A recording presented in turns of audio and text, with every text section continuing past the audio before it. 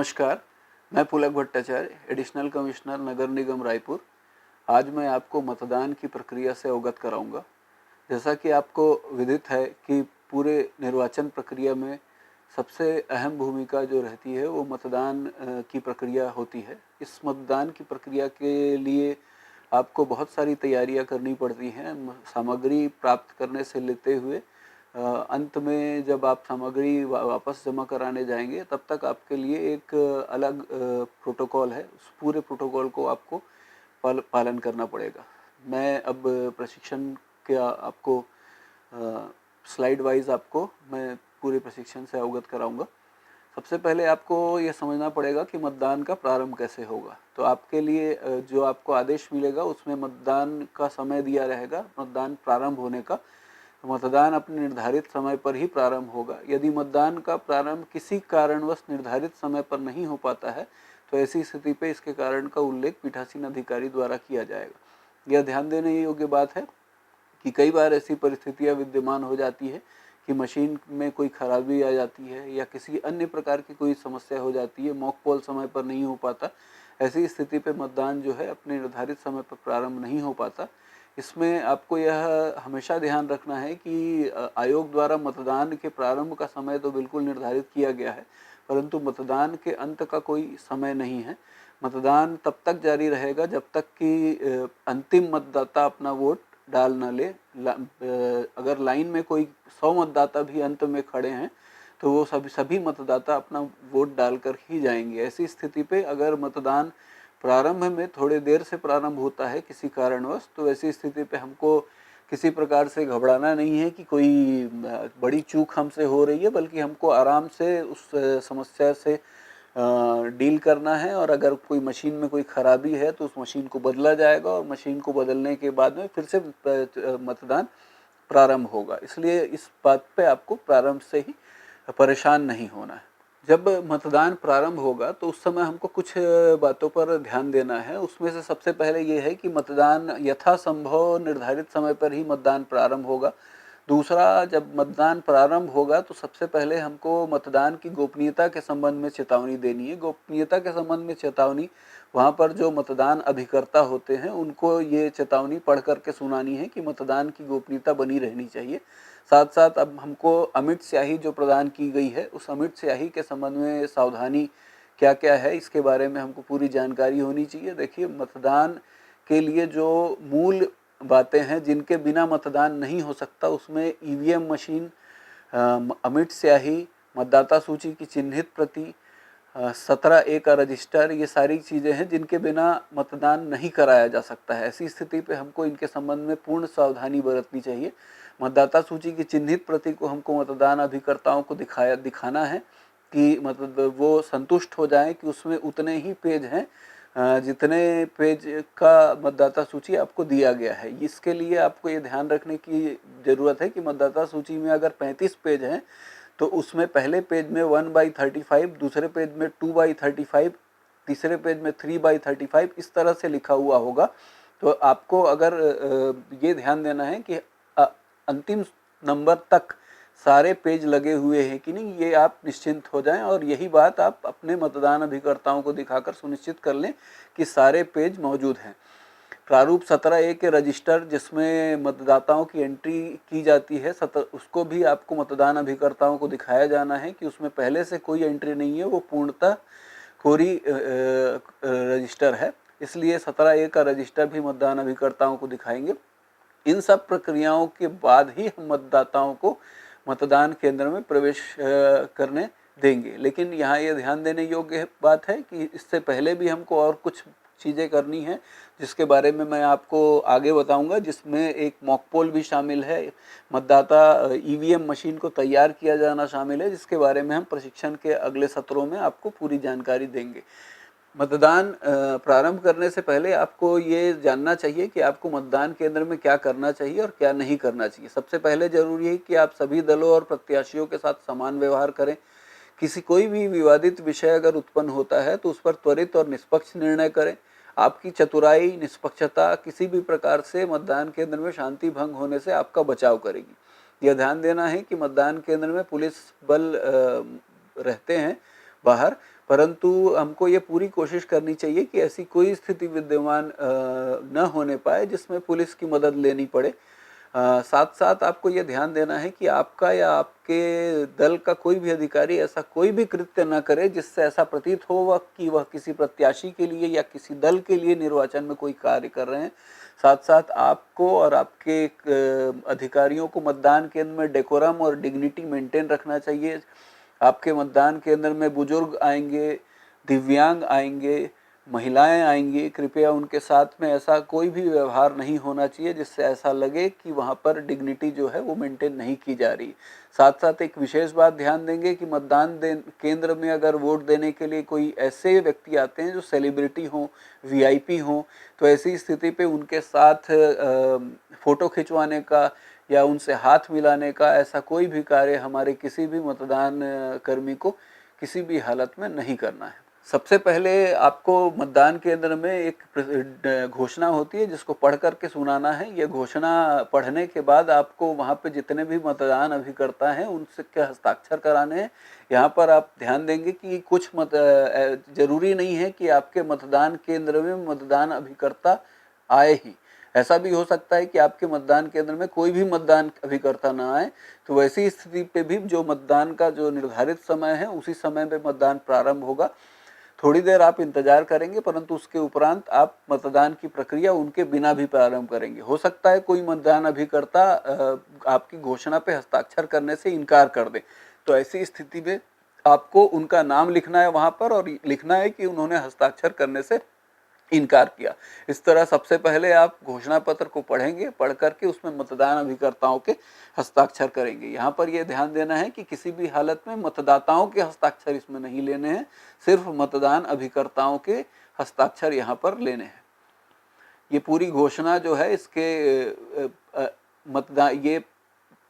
मतदान जब सबसे पहले प्रारंभ होता है तब एक घोषणा भरी जाती है, अगर किसी कारण से मशीन बदली जाती है तब फिर से घोषणा भरी जाती है और अंत में मतदान की समाप्ति के समय फिर से ये घोषणा भरी जाती है। तीनों ही स्थिति पे आपको ये काम पूर्ण करना है और इसको पूर्ण करने के बाद ये एक अहम दस्तावेज है, इसलिए इसका ध्यान रखेंगे कि इसको पूरी तरह से भर कर ही लाएंगे। आपको जब आप घोषणा भरेंगे तो ऐसी स्थिति में आपको प्रारंभ में ही सीक्रेसी ऑफ वोटिंग के बारे में पढ़ करके सुनाना है और सभी को ये बताना है कि मतदान केंद्र में मतदान की गोपनीयता भंग नहीं होनी चाहिए। इसमें आपको ध्यान देना है कि मतदान केंद्र में कोई भी व्यक्ति किसी भी स्थिति पे मोबाइल लेकर के प्रवेश नहीं करेंगे, क्योंकि मोबाइल के द्वारा व्यक्ति ईवीएम मशीन में किसको वोट डाल रहे हैं उसका फोटो खींच सकते हैं। इसलिए सबके मोबाइल किसी भी हालत में दरवाजे के बाहर रखवाए जाएंगे और सबको ये चेतावनी दी जाएगी। बाहर भी जो हमारे गार्ड खड़े रहेंगे वो समय समय पर ये चेतावनी देते रहेंगे कि किसी को भी मोबाइल लेकर के अंदर प्रवेश नहीं करना है। मतदान के समय में एक महत्वपूर्ण है अमिट स्याही। अमिट स्याही के बारे में ध्यान देना है कि उस बहुत सावधानी हमको बरतना है। वैसे आपको अमिट स्याही की 2 बोतलें दी जाएंगी और लेकिन फिर भी आपको ये ध्यान देना है कि किसी भी स्थिति पे अमिट स्याही की बोतल गिरे ना। अगर अमिट स्याही आपकी ख़त्म हो गई तो आपको मतदान रोकना पड़ेगा, क्योंकि अमिट स्याही ही वह स्याही है जिसके द्वारा आप यह श्योर करते हैं कि कोई व्यक्ति आपके यहाँ से मतदान करते हुए जा चुका है। तो अगर अमिट स्याही नहीं लगाएंगे तो कोई व्यक्ति दोबारा भी वोट डालने आ सकता है, इसलिए कृपया अमिट स्याही के बारे में सावधानी रखिए। अमिट स्याही के बारे में आपको मालूम है कि सबसे पहले आपको एक रेत में या फिर मिट्टी से या रेत रखकर उसमें अमिट स्याही के बोतल को गड़ा करके 3/4 गड़ा करके रखना है, ताकि मतदान के दौरान में वो बोतल जो है वो गिरे ना। यह भी ध्यान देना है कि जो अमिट स्याही जब आप लगाएंगे तो किसी भी के भी हाथ में तो उनकी उंगली में ही लगाना है, बाकी जगह नहीं लगाना है। हम कुछ कर्मचारियों के द्वारा यह भी असावधानी बरती जाती है और उनके हाथ में भी अमिट स्याही लगते जाती है लगातार, जिसके बारे में वो कंप्लेंट करते हैं बाद में कि अमिट स्याही से उनकी त्वचा को नुकसान हुआ है। इसलिए इस संबंध में अमिट स्याही के जो निर्देश हैं इसका कृपया अध्ययन करेंगे और इसके अनुसार कार्य करेंगे। किसी भी स्थिति पे ये ध्यान देंगे कि अमिट स्याही कभी भी मतदान केंद्र में समाप्त ना हो। और अगर ऐसी स्थिति विद्यमान होती भी है कि अमिट स्याही की बोतल गिर जाती है या अमिट स्याही की बोतल को कोई उठा करके ले जाता है, तो वैसी स्थिति पे तत्काल आप अपने सेक्टर मजिस्ट्रेट को खबर करेंगे और सेक्टर मजिस्ट्रेट से या सेक्टर अधिकारी से अमिट स्याही तुरंत प्राप्त करेंगे और तुरंत प्राप्त करके मतदान को फिर से प्रारंभ कराएंगे। मतदाता सूची की चिन्हित प्रति मतदान के दौरान सबसे अहम सामग्रियों में से एक है।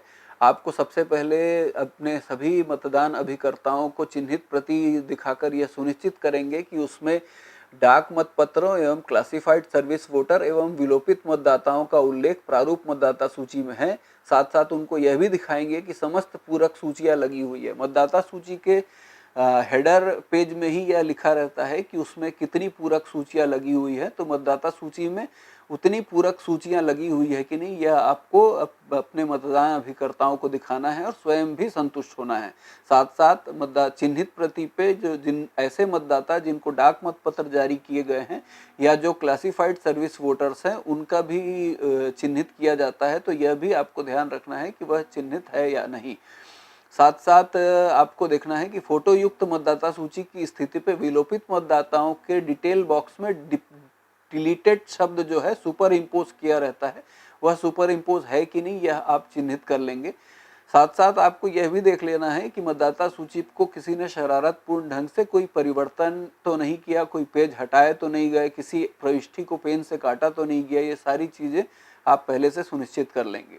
प्रारूप 17A का रजिस्टर जो है उसके बारे में भी आपको प्रारंभ से स्वयं भी संतुष्ट हो जाना है, साथ साथ अपने मतदान अभिकर्ताओं को भी संतुष्ट कर लेना है कि उसमें पूर्व से कोई भी प्रविष्टि नहीं की गई है। 17A का रजिस्टर वह रजिस्टर होता है जिसमें सभी मतदाता जो वोट डालने आते हैं उनकी प्रविष्टि की जाती है, उनके हस्ताक्षर कराए जाते हैं। इसलिए 17A के रजिस्टर के बारे में आप खुद और अपने एजेंटों को यह सुनिश्चित करा दें कि उसमें पहले से कोई एंट्री नहीं की गई है। मतदान केंद्र में प्रवेश के संबंध में भी जो नियम है उसका भी पालन करना चाहिए कि मतदान केंद्र में 2 लाइनें बनाई जानी चाहिए। एक लाइन जिसमें निशक्त, दिव्यांग और ऐसे महिला मतदाताओं को जिनकी गोद में बच्चा हो उनको अलग रखा जाएगा और उनको प्राथमिकता दी जाएगी। फिर से मैं रिपीट कर रहा हूँ, निशक्त मतदाता यानी दिव्यांग मतदाता तथा ऐसे महिला मतदाता जिनकी गोद में बच्चा हो को मतदान हेतु प्राथमिकता दी जाएगी। यह सुनिश्चित करेंगे कि प्राथमिकता देते हुए उन्हें लाइन में इंतजार नहीं कराएंगे और उनको पहले उनको वोट डालने का अवसर देंगे। मूक बधिर मतदाताओं के मतदान हेतु सहायक के लिए प्रावधान है। कृपया इसके संबंध में संपूर्ण निर्देशों का अध्ययन पहले से कर लें। यह ध्यान रखें कि किसी भी हालत में अगर कोई व्यक्ति पूर्णतः मूक बधिर है, पूर्णतः दृष्टिहीन है, तो ऐसी स्थिति पे निश्चित तौर पे वो अपने साथ एक सहायक लेकर के आएंगे, तो किसी भी परिस्थिति पे वो सहायक के साथ ही वोट डालेंगे। अगर वो ऐसा कह रहे हैं कि मैं सहायक के साथ वोट डालूंगा, तो आप उनको किसी भी तरह से ये ना कहें कि ऐसा नहीं है या इस परिस्थिति से बचने की कोशिश ना करें। किसी भी परिस्थिति में पीठासीन अधिकारी या कोई मतदान एजेंट कभी भी किसी भी दृष्टिहीन मतदाता के साथ चेंबर के अंदर में जाकर के नहीं जाएंगे। चेंबर में, मतदान प्रकोष्ठ में केवल सहायक जा सकते हैं उनके साथ, इसके अलावा कोई भी मतदान प्रकोष्ठ में प्रवेश नहीं कर सकेंगे। ईवीएम के संबंध में मैं आपको बताने जाऊंगा कि ईवीएम मशीन का आप प्रदर्शन करेंगे। ईवीएम मशीन में जैसा आपको कि मालूम है कि कंट्रोल यूनिट, बैलेट यूनिट और वीवीपैट 3 पार्ट होते हैं ईवीएम मशीन के। आप पूरी मशीन का प्रदर्शन मतदान अभिकर्ताओं को करेंगे। यहाँ पर फिर से मैं एक बार बात कहूँगा आपको कि मतदान अभिकर्ताओं को ही प्रदर्शन किया जाना है। अगर मतदान अभिकर्ता नहीं है तो इसका यह आशय नहीं है कि हम बाहर से मतदाताओं को जो लाइन में खड़े हैं उनको बुला करके उनके सामने ये सारी प्रक्रियाएं करें। हमको जो भी कार्य करना है मतदान अभिकर्ताओं के सामने करना है। अगर मतदान अभिकर्ता नहीं आते हैं तो हम बिना मतदान अभिकर्ता के भी यह कार्य कर सकते हैं, परंतु किसी भी हालत में मतदाताओं के सामने नहीं करेंगे। हाँ, यह सही है कि अगर प्रत्याशी उपस्थित होते हैं मतदान अभिकर्ता के स्थान पर, प्रत्याशी या उनके इलेक्शन एजेंट, तो उनको हम कक्ष में प्रवेश करने देंगे। हम ईवीएम मशीन का प्रदर्शन करेंगे, मतदाता सूची की चिन्हित प्रति और मतदाता रजिस्टर का प्रदर्शन करेंगे। मतदान केंद्र में उपस्थित जितने भी एजेंट हैं उनको हम ग्रीन पेपर सील के बारे में आपको मालूम है कि ईवीएम मशीन में हम ग्रीन पेपर सील लगाते हैं, ग्रीन पेपर सील पे हस्ताक्षर कराएंगे, साथ साथ उन्हें ग्रीन पेपर सील के क्रमांक जो है उसको नोट करने का अवसर देंगे। सभी एजेंट को यह बताया जाएगा कि मतदाता ईवीएम मशीन में जो ग्रीन पेपर सील लगाया गया है उसका नंबर क्या है, और वो नंबर वो नोट कर सकते हैं और उसमें हस्ताक्षर भी कर सकते हैं। साथ साथ हम घोषणा पढ़ेंगे, जैसा कि आपने बताया, जैसा कि मैंने आपको बताया कि घोषणा पढ़ करके सुनाएंगे, उनके हस्ताक्षर करेंगे, करवाएंगे। हस्ताक्षर करने से जो व्यक्ति इनकार करेंगे उनका नाम वहाँ पर लिखेंगे। मतदान केंद्र के अंदर एवं आसपास निर्वाचन नियमों का पालन सुनिश्चित कराया जाना, ये पीठासीन अधिकारी का कार्य है।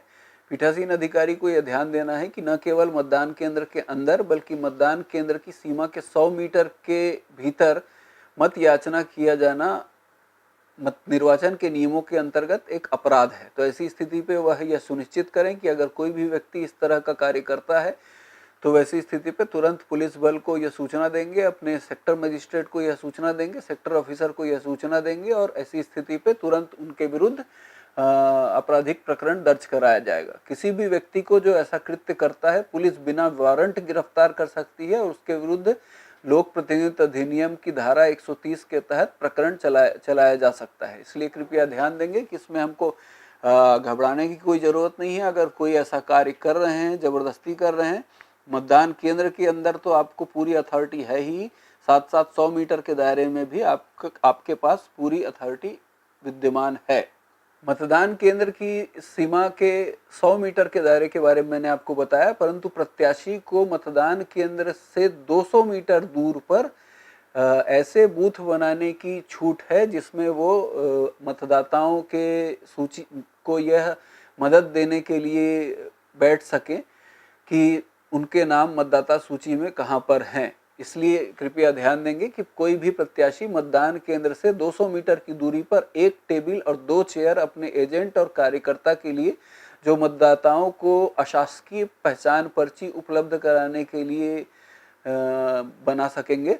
इस हेतु एक तारपोलिन का टुकड़ा या छाते का प्रयोग छाया के लिए किया जा सकता है। ध्यान देंगे, सामान्यतः बड़े बड़े टेंट लगा दिए जाते हैं और बहुत सारी कुर्सियां टेबल लगा दी जाती हैं। ये जो दौर है, कोविड का दौर है, तो इसमें सोशल डिस्टेंसिंग का पालन करना है। तो यहाँ पर ध्यान देंगे कि किसी भी स्थिति पे भीड़ भाड़ जमा ना हो और जो नियम है उसका ही पालन हो।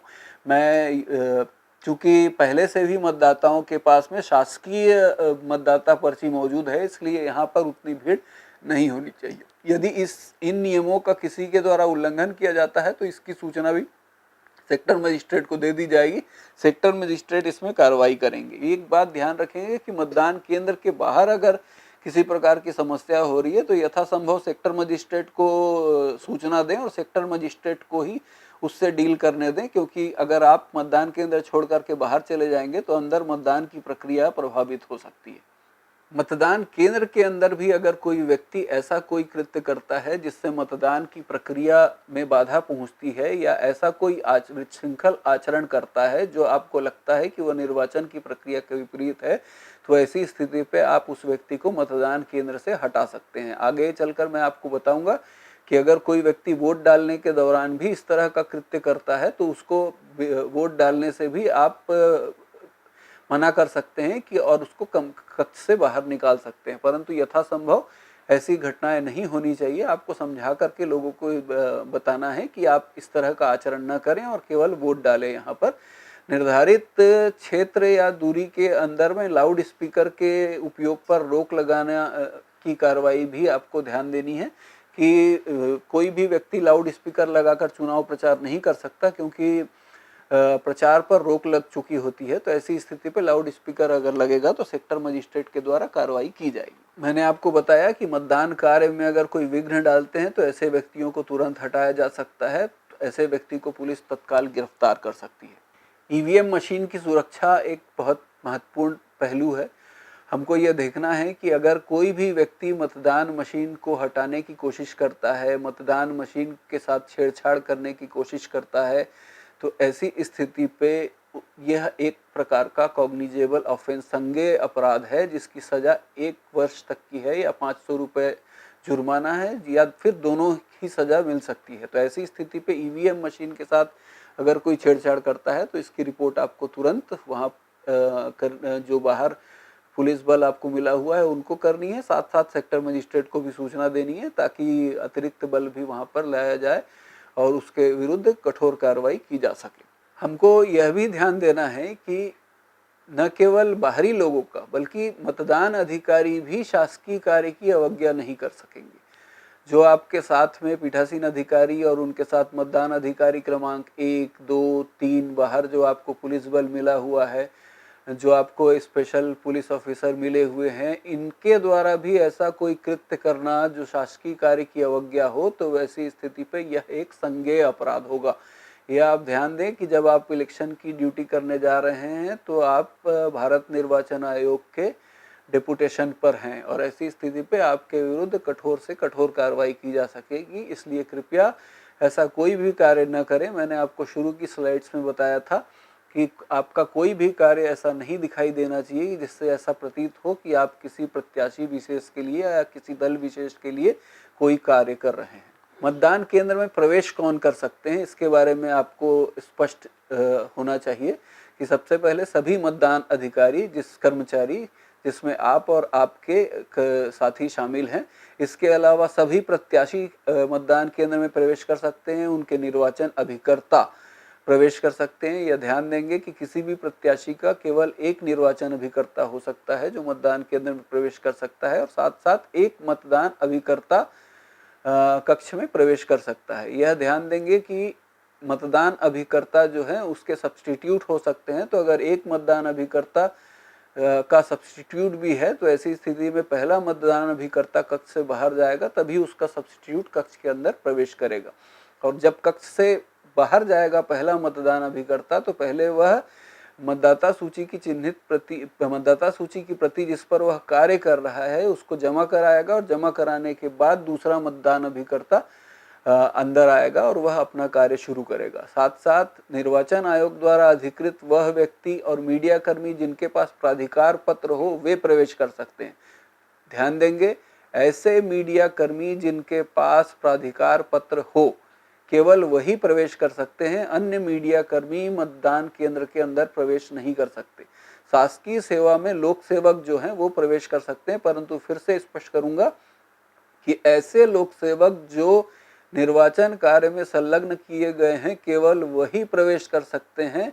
आपके उस कंस्टिट्यूएंसी में निवास करने वाले अन्य लोक सेवक जिनके पास निर्वाचन के कार्य का कोई अधिकार नहीं है वे किसी भी हालत में मतदान केंद्र में प्रवेश नहीं कर सकते। एक व्यक्ति जो दृष्टिबाधित या अशक्त मतदाता है जो स्वयं होकर के वोट नहीं डाल सकता वह अपनी सहायता के लिए एक व्यक्ति को लेकर के मतदान केंद्र में प्रवेश कर सकते हैं। अतः सहायक मतदान केंद्र में प्रवेश कर सकता है। यह ध्यान देंगे कि पुलिस जो है तब तक मतदान केंद्र में प्रवेश नहीं कर सकती जब तक उनको आप इस कार्य के लिए अंदर आने नहीं बुलाएंगे। मतदान केंद्र के पास हथियार लेकर जाना प्रतिबंधित होगा। यह ध्यान दें कि जब तक किसी को यह अधिकृत न किया जाए तब तक कोई भी व्यक्ति मतदान केंद्र के पास हथियार लेकर के नहीं जा सकते। जो हमारे पुलिस के अधिकारी हैं अगर उनकी ड्यूटी की गई है तो ऐसी स्थिति पे वो मतदान केंद्र के समीप जो है अपने हथियार लेकर के जा सकते हैं, परंतु अन्य कोई भी व्यक्ति हथियार लेकर के जाएंगे तो इस पर 2 वर्ष की सजा एवं जुर्माने का प्रावधान है। ये काफ़ी पुराना नियम है कि मतदान केंद्र के भीतर mobile phone, cordless phone, wireless set आदि का फ़ोन प्रयोग प्रतिबंधित होगा।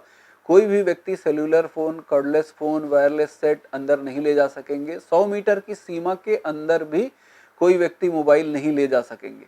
यहाँ यह ध्यान देने योग्य है कि अब ऐसे बहुत सारे ऐप भारत निर्वाचन आयोग की तरफ से चलाए जाते हैं जिसमें पीठासीन अधिकारी को प्रविष्टि करनी होती है। इसलिए पीठासीन अधिकारी को अब यह छूट दी गई है कि वो मतदान केंद्र के अंदर मोबाइल ले जा सकते हैं, लेकिन वो किसी भी हालत में कंपार्टमेंट के अंदर मोबाइल लेकर के नहीं जाएंगे और केवल अपने शासकीय कार्य जो निर्वाचन संबंधी है वो मोबाइल से करेंगे। उनके अलावा कोई भी व्यक्ति मोबाइल फ़ोन 100 मीटर के दायरे में नहीं ले जा सकेंगे। अब मैं सभी मतदान जो हमारे कर्मचारी हैं उनके कार्यों के बारे में आपको बताने जाऊंगा। सबसे पहले आपको ये मालूम है कि पीठासीन अधिकारी के साथ साथ 3 मतदान अधिकारी दिए जाते हैं, जिन्हें हम प्रथम मतदान अधिकारी, द्वितीय मतदान अधिकारी और तृतीय मतदान अधिकारी कहते हैं। प्रथम मतदान अधिकारी जो हैं वो मतदाता सूची की चिन्हांकित प्रति के प्रभारी होते हैं। उनका कार्य मतदाता की पहचान करना होता है और चैलेंज वोटर से संबंधित होता है, इसलिए इनका कार्य काफ़ी कम है परंतु काफ़ी महत्वपूर्ण है। जब भी कोई व्यक्ति वोट डालने के लिए आता है तो मतदान अधिकारी क्रमांक 1 को उसका नाम जोर से पढ़ना है और जो सिटिंग अरेंजमेंट होगा मतदान कक्ष में, वो सिटिंग अरेंजमेंट इस तरह का होता है कि जो मतदान अभिकर्ता हैं वो मतदान अधिकारी क्रमांक 1 के पीछे बैठेंगे, ताकि वो जो भी व्यक्ति वोट डालने आता है उसका चेहरा देख सके, और चेहरा देखने के बाद में अगर उनको लगे कि यह व्यक्ति जो वोट डालने आया है वह व्यक्ति नहीं है जिसके नाम से वोट डालने आया है, तो वो उसको चुनौती दे सकेंगे। लेकिन ये ध्यान देने योग्य की बात है कि किन बिंदुओं पे चुनौती को ध्यान नहीं देना है। अगर उसके नाम में किसी प्रकार का कोई क्लरिकल मिस्टेक है या ईपिक कार्ड में दर्ज पते के संबंध में कोई विसंगति है, तो ऐसी स्थिति पे ये ऐसी त्रुटियों के आधार पे कोई चैलेंज नहीं किया जा सकेगा, इसको अनदेखा किया जाएगा। यह ध्यान देना बात है कि यदि किसी मतदाता को किसी अन्य विधानसभा क्षेत्र के निर्वाचक रजिस्ट्रीकरण अधिकारी द्वारा फोटो आइडेंटिटी कार्ड दिया गया है तो वह कार्ड भी मतदान केंद्र में मान्य होगा। यह जरूरी नहीं है कि जब कोई व्यक्ति वोट डालने आए तो उसके पास उसी विधानसभा का वोटर आइडेंटिटी कार्ड हो, इसलिए कृपया ध्यान देंगे कि जब चैलेंज किए जाते हैं तो इन छोटी बातों को इग्नोर करना है, क्योंकि अगर ये पुष्टि हो रही है कि वह व्यक्ति वही मतदाता है तो ऐसी स्थिति पर निश्चित रूप से वह वोट डालने का अधिकार रखता है। पीठासीन अधिकारी को यह ध्यान देना है कि उनको एक ASD लिस्ट दी जाएगी जो अनुपस्थित, स्थानांतरित या मृत मतदाताओं की सूची होगी। ASD लिस्ट सामान्यतः BLO द्वारा बनाई जाती है। वो जब चुनाव के मतदान के कुछ दिन पहले पूरे क्षेत्र में भ्रमण करते हैं और अपने बूथ एरिया में यह भ्रमण करने के बाद ऐसे मतदाताओं की एक सूची बनाते हैं जो वर्तमान में वहाँ पर निवासरत नहीं है या स्थानांतरित हो चुके हैं या मृत हो चुके हैं। ऐसी एक सूची बना करके पीठासीन अधिकारी को दी जाएगी। पीठासीन अधिकारी को यह सूची अपने पास रखना है तथा मतदान अधिकारी क्रमांक 1 को पेंसिल से हल्के डॉट बना लेना है ऐसे मतदाताओं के नाम के आगे। अगर इनमें से कोई भी मतदाता वोट डालने के लिए आता है तो मतदान अधिकारी क्रमांक 1 को तत्काल सतर्क हो जाना है और सतर्क होकर के उनसे पूछना है कि आपका नाम ASD लिस्ट में है। तो ऐसी स्थिति पे उनसे एक थोड़ा सा समरी ट्रायल होगा कि अगर यहाँ तो आप तो यहाँ नहीं रहते तो फिर आप वोट डालने के लिए कैसे आए हैं। लेकिन ये ध्यान देना है कि ASD लिस्ट में अगर किसी का नाम है, इसका यह आशय नहीं है कि उसे वोट डालने नहीं दिया जाएगा। उनको वोट डालने का पूर्ण अधिकार है, परंतु उनको एक घोषणा पत्र भरना पड़ेगा। और उस घोषणा पत्र को भरने के बाद भी अगर वो कहते हैं कि मैं वही व्यक्ति हूँ तो वैसी स्थिति पे वोट डाल सकेंगे। साथ साथ यहाँ पे ये भी ध्यान देना है कि जब ASD लिस्ट की कोई बात आती है तो निश्चित रूप से उसमें चैलेंज की संभावना बढ़ जाती है। मैं चैलेंज वोट के बारे में आगे चल के आपको बताऊंगा, तब पूरी प्रक्रिया चैलेंज वोट की आपको विस्तार से अवगत कराऊंगा। चैलेंज वोट के बारे में मैं आपको जानकारी दे रहा हूँ।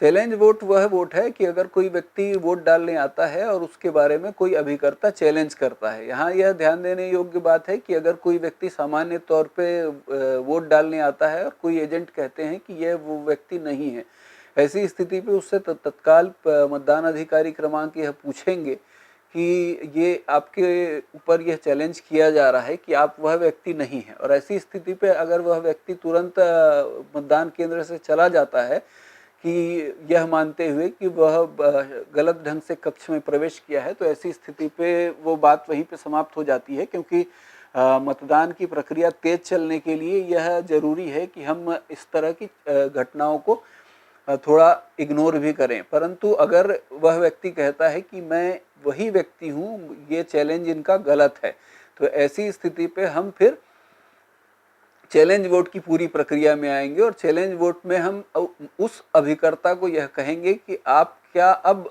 ऑफिशियली चैलेंज करने को तैयार हैं।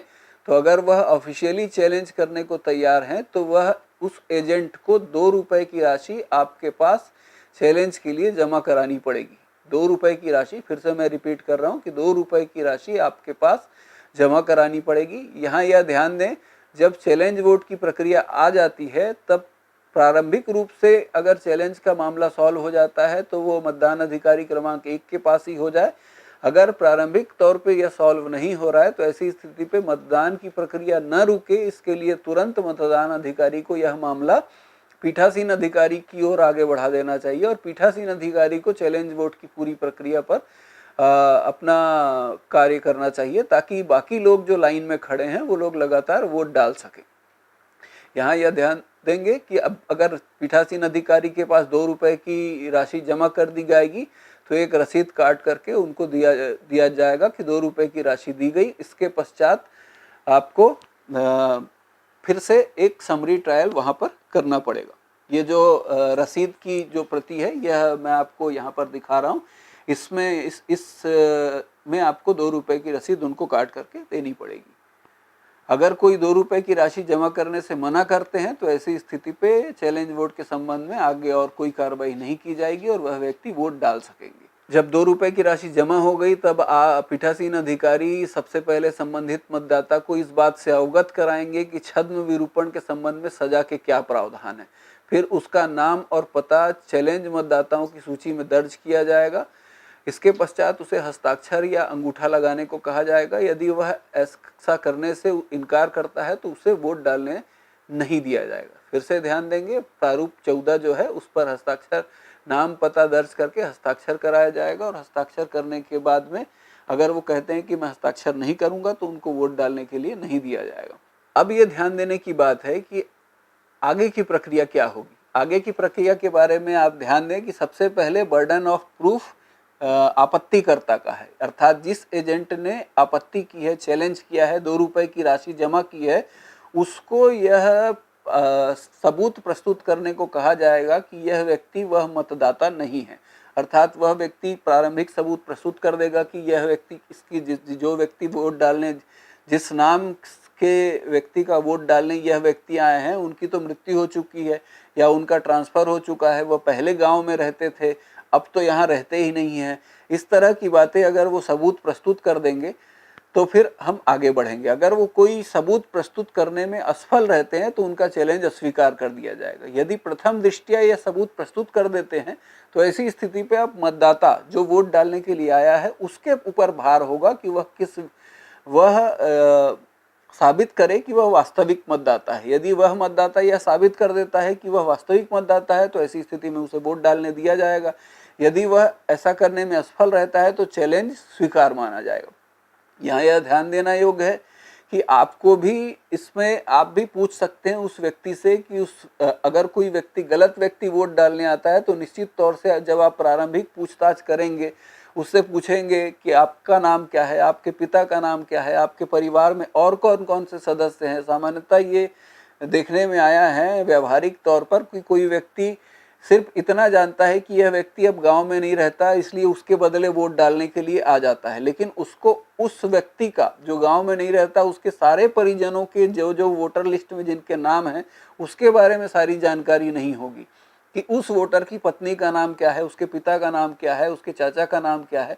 तो जब ये सारी पूछताछ शुरू होगी तो वैसी स्थिति पे वो व्यक्ति निश्चित रूप से, अगर गलत व्यक्ति होगा तो वो ये बता देगा कि नहीं, मैं गलती से यहाँ पर किसी के बहकावे में यहाँ पर आ गया हूँ या मैं किसी पार्टी विशेष के लिए वोट डालने के लिए यहाँ आ गया हूँ, मैं अपनी गलती स्वीकार करता हूँ। तो ऐसी स्थिति पे चैलेंज एक्सेप्ट माना जाएगा और चैलेंज स्वीकार होगा और चैलेंज स्वीकार होने पर उसको वोट डालने से का अधिकार नहीं रहेगा और उसको हम वोट डालने नहीं देंगे। और साथ साथ इसके संबंध में आपको ये ध्यान देना है कि ग्रामीणों की भी मदद ली जा सकती है। अब ग्रामीण अंचल है तो ग्रामीण गांव में ग्रामीण जो बाहर लाइन में खड़े हैं वो लोग भी बता सकते हैं आसानी से कि यह व्यक्ति वह है कि नहीं। चैलेंज मौखिक शपथ भी कराया जा सकता है कि मैं वह व्यक्ति हूँ। ये सारी चीज़ें पीठासीन अधिकारी के ऊपर डिपेंड करता है।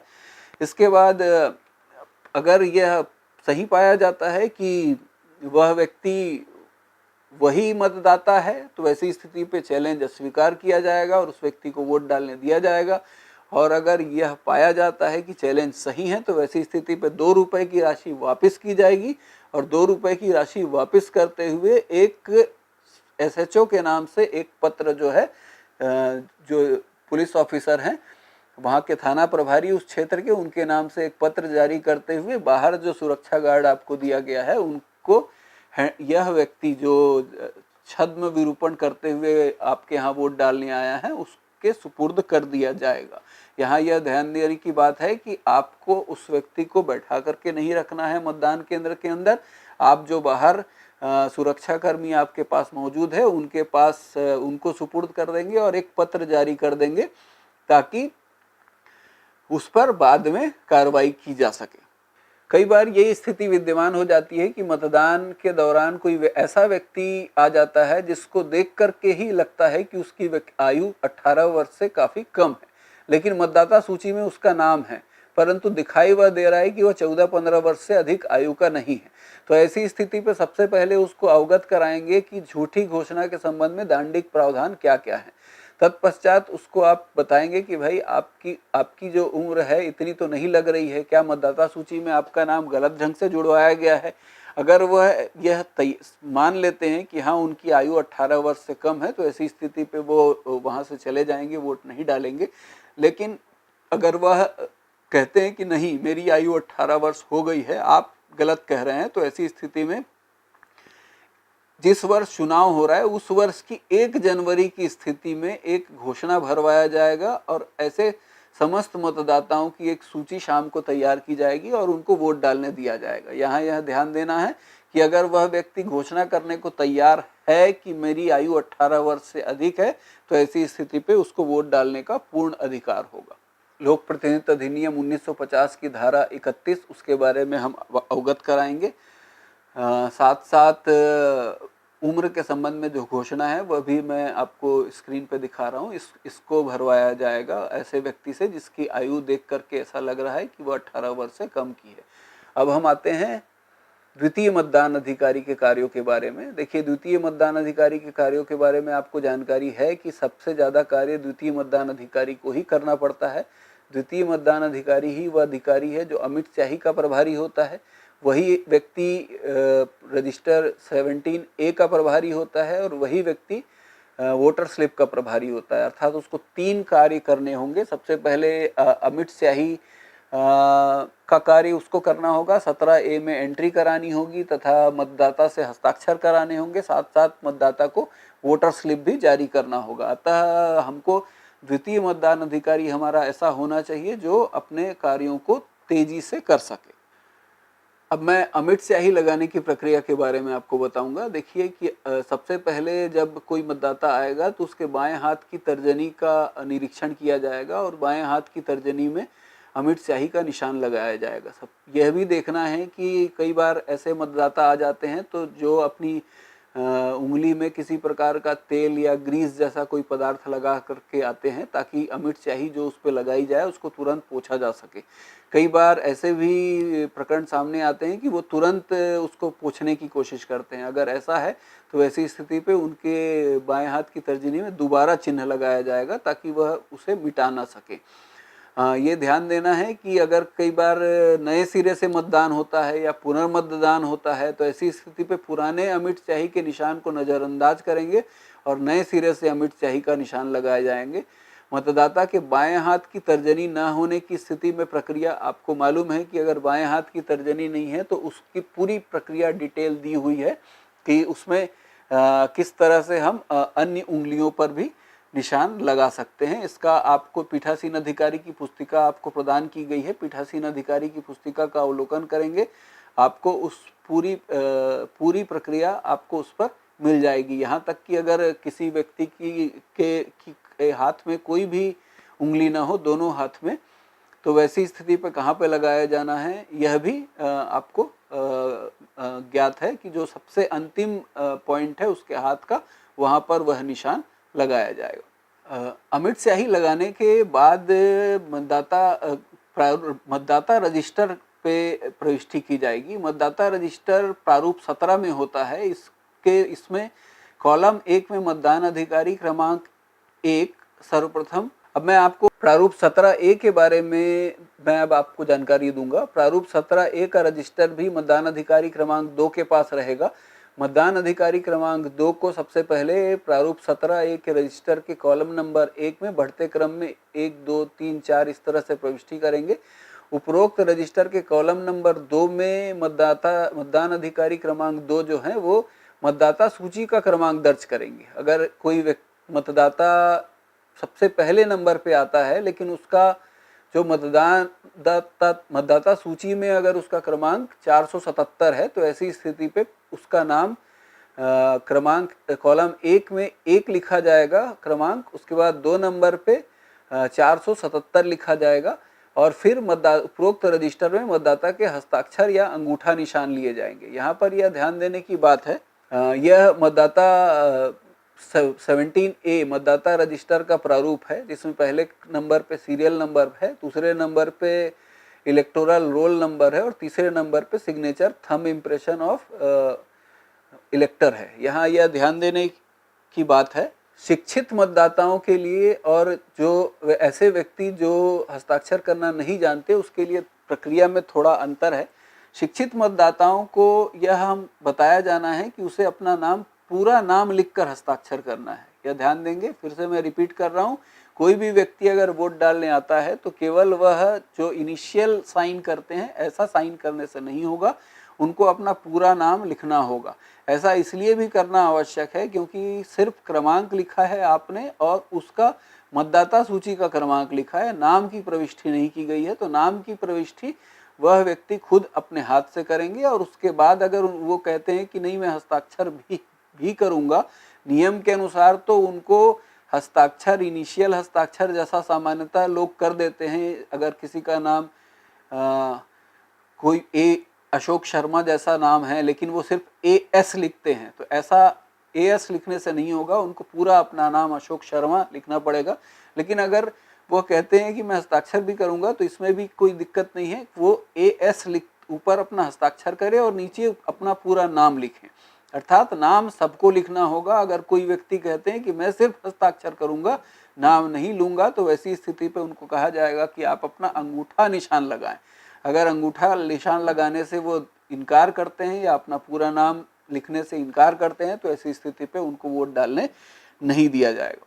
अब अगर अशिक्षित मतदाता हैं वैसी स्थिति पे क्या करेंगे, हस्ताक्षर करने में अगर कोई असमर्थ है तो बाएं हाथ के अंगूठे का निशान लगाया जाएगा। अगर बाएं हाथ में अंगूठा ना हो तो दाहिने हाथ के अंगूठे का निशान लगाया जाएगा। अगर दोनों हाथ में कोई अंगूठा ना हो तो बाएं हाथ की तर्जनी से प्रारंभ करते हुए किसी उंगली का निशान लिया जाएगा और बाएं हाथ में उंगली ना हो तो दाएं हाथ की तर्जनी से प्रारंभ करते हुए किसी उंगली का निशान लिया जाएगा।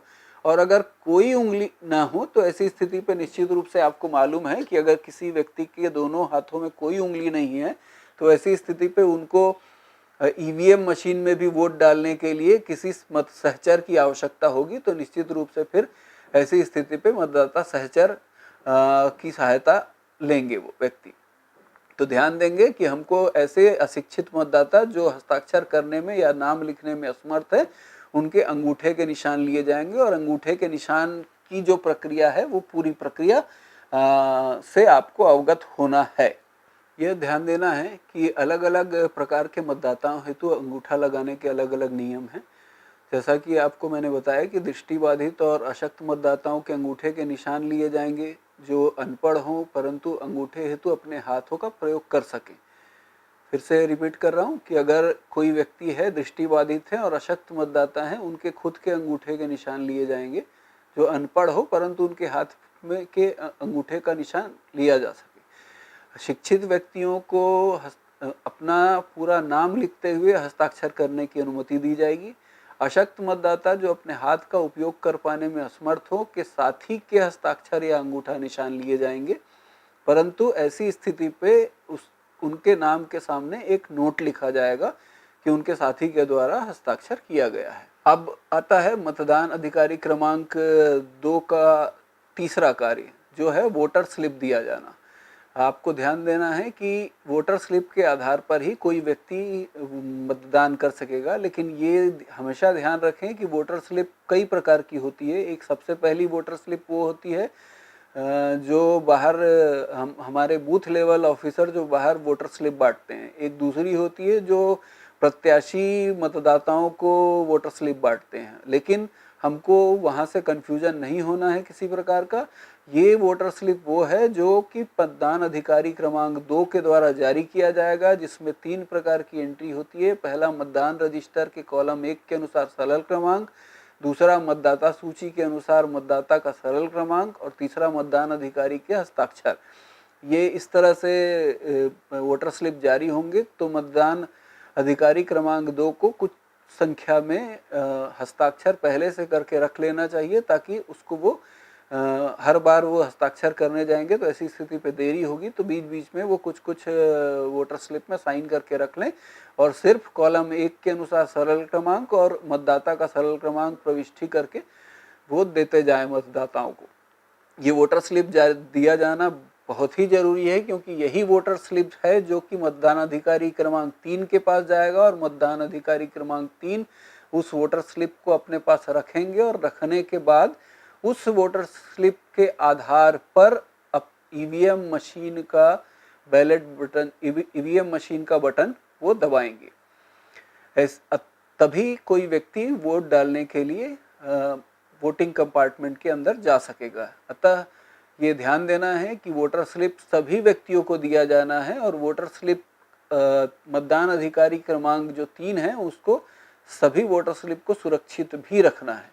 एक बात मैं आपको फिर से बताना चाहूँगा कि मतदान अधिकारी क्रमांक 1, मतदान क्रमांक अधिकारी 2 और मतदान क्रमांक अधिकारी 3 तीनों के कार्य अलग अलग ढंग से बटे हुए हैं, और उसको फॉलो करना है। अगर हम उसको फॉलो नहीं करेंगे तो वैसी स्थिति पे अव्यवस्था होगी, और हमको बाद में जब हम फॉर्म भरने जाएंगे मतदान समाप्ति के उपरांत, तब विभिन्न प्रकार की दिक्कतों का सामना करना पड़ेगा। इसलिए जो प्रक्रिया दी गई है उस प्रक्रिया का पालन करेंगे।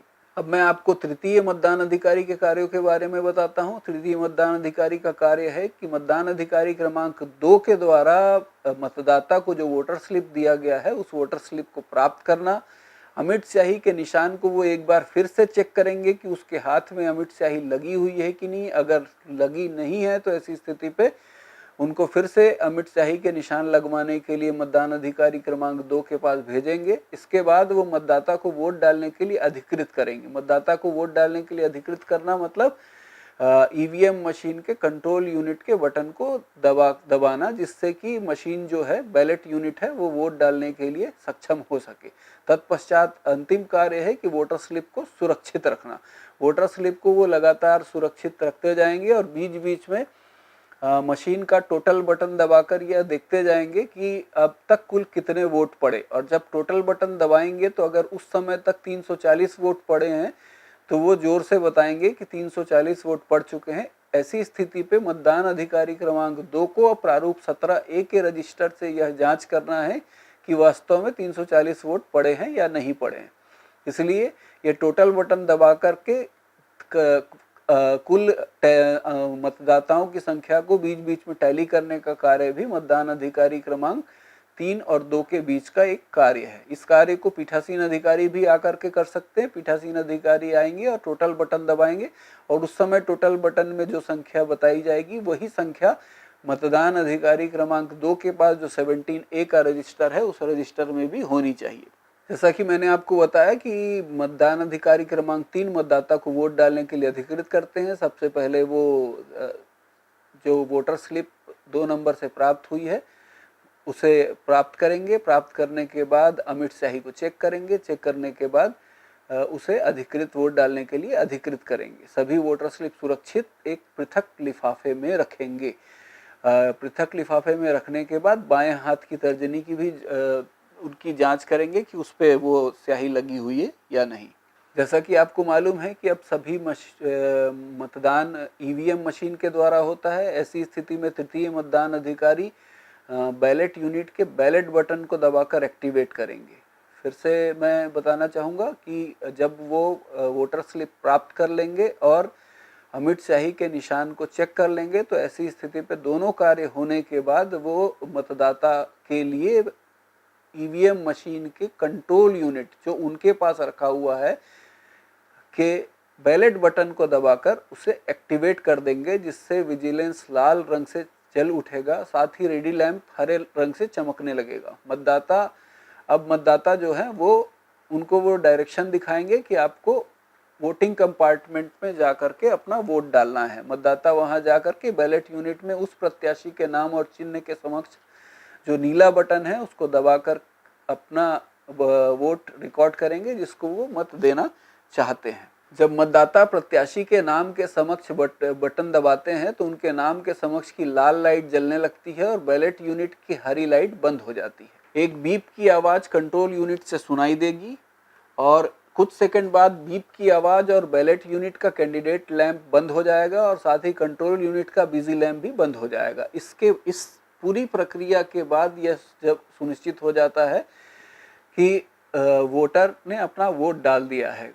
जैसा कि मैंने आपको पहले भी बताया कि समय समय पर मतों की संख्या की जांच करना है और हमको यह मिलान करते चलना है क्या मशीन में जो मत पड़े हैं और जो 17A का रजिस्टर है दोनों समान चल रहे हैं या नहीं। अतः इसके लिए टोटल बटन दबाना पड़ेगा और टोटल बटन दबाने के बाद में यह जांच करनी पड़ेगी कि उतने ही वोट हुए हैं कि नहीं। कई बार ऐसा हो जाता है कि कोई व्यक्ति बिना वोट डाले भी चला जाता है और इसकी जानकारी भी नहीं रहती है। अगर इसकी जानकारी है तो उसकी प्रविष्टि की जाएगी, लेकिन अगर ऐसी जानकारी नहीं है तो ऐसी स्थिति में पीठासीन अधिकारी को ये पूरी प्रक्रिया पर एक बार फिर से ध्यान देना पड़ेगा कि ऐसा क्या हुआ।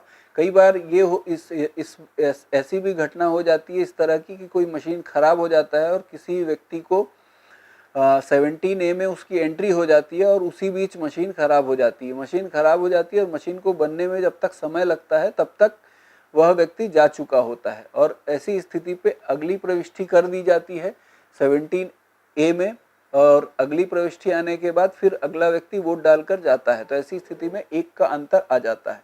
लेकिन इसके बारे में जो प्रक्रिया दी गई है उसके बारे में भी मैं अभी आपको अवगत कराऊंगा। मैंने आपको प्रारंभ में बताया था कि पीठासीन अधिकारी को मतदान के दौरान वोटिंग कंपार्टमेंट में प्रवेश नहीं करना है, परंतु फिर भी ऐसी परिस्थितियां बन सकती हैं कि जिसमें पीठासीन अधिकारी को मतदान के दौरान वोटिंग कंपार्टमेंट में प्रवेश करना पड़े। इसके जो कारण ये हो सकते हैं कि सबसे पहले जो बैलेट यूनिट जो अंदर रखी गई है वो बैलेट यूनिट सही ढंग से काम ना कर रही हो, तो ऐसी स्थिति में निश्चित रूप से अंदर प्रवेश करना पड़ेगा। दूसरा ये हो सकता है कि मतदाता जो वोटिंग कंपार्टमेंट के अंदर है वो किसी तरह की बैलेट यूनिट के साथ किसी प्रकार की छेड़छाड़ की जा रही है, जिसकी आवाज सुनाई दे रही है या वो खुद ही चिल्ला रहा है कि मैं इस मशीन को खराब कर दूंगा, तोड़ दूंगा, इस तरह की बातें कर रहा है, तो तुरंत फिर ऐसी स्थिति में प्रवेश करना पड़ेगा।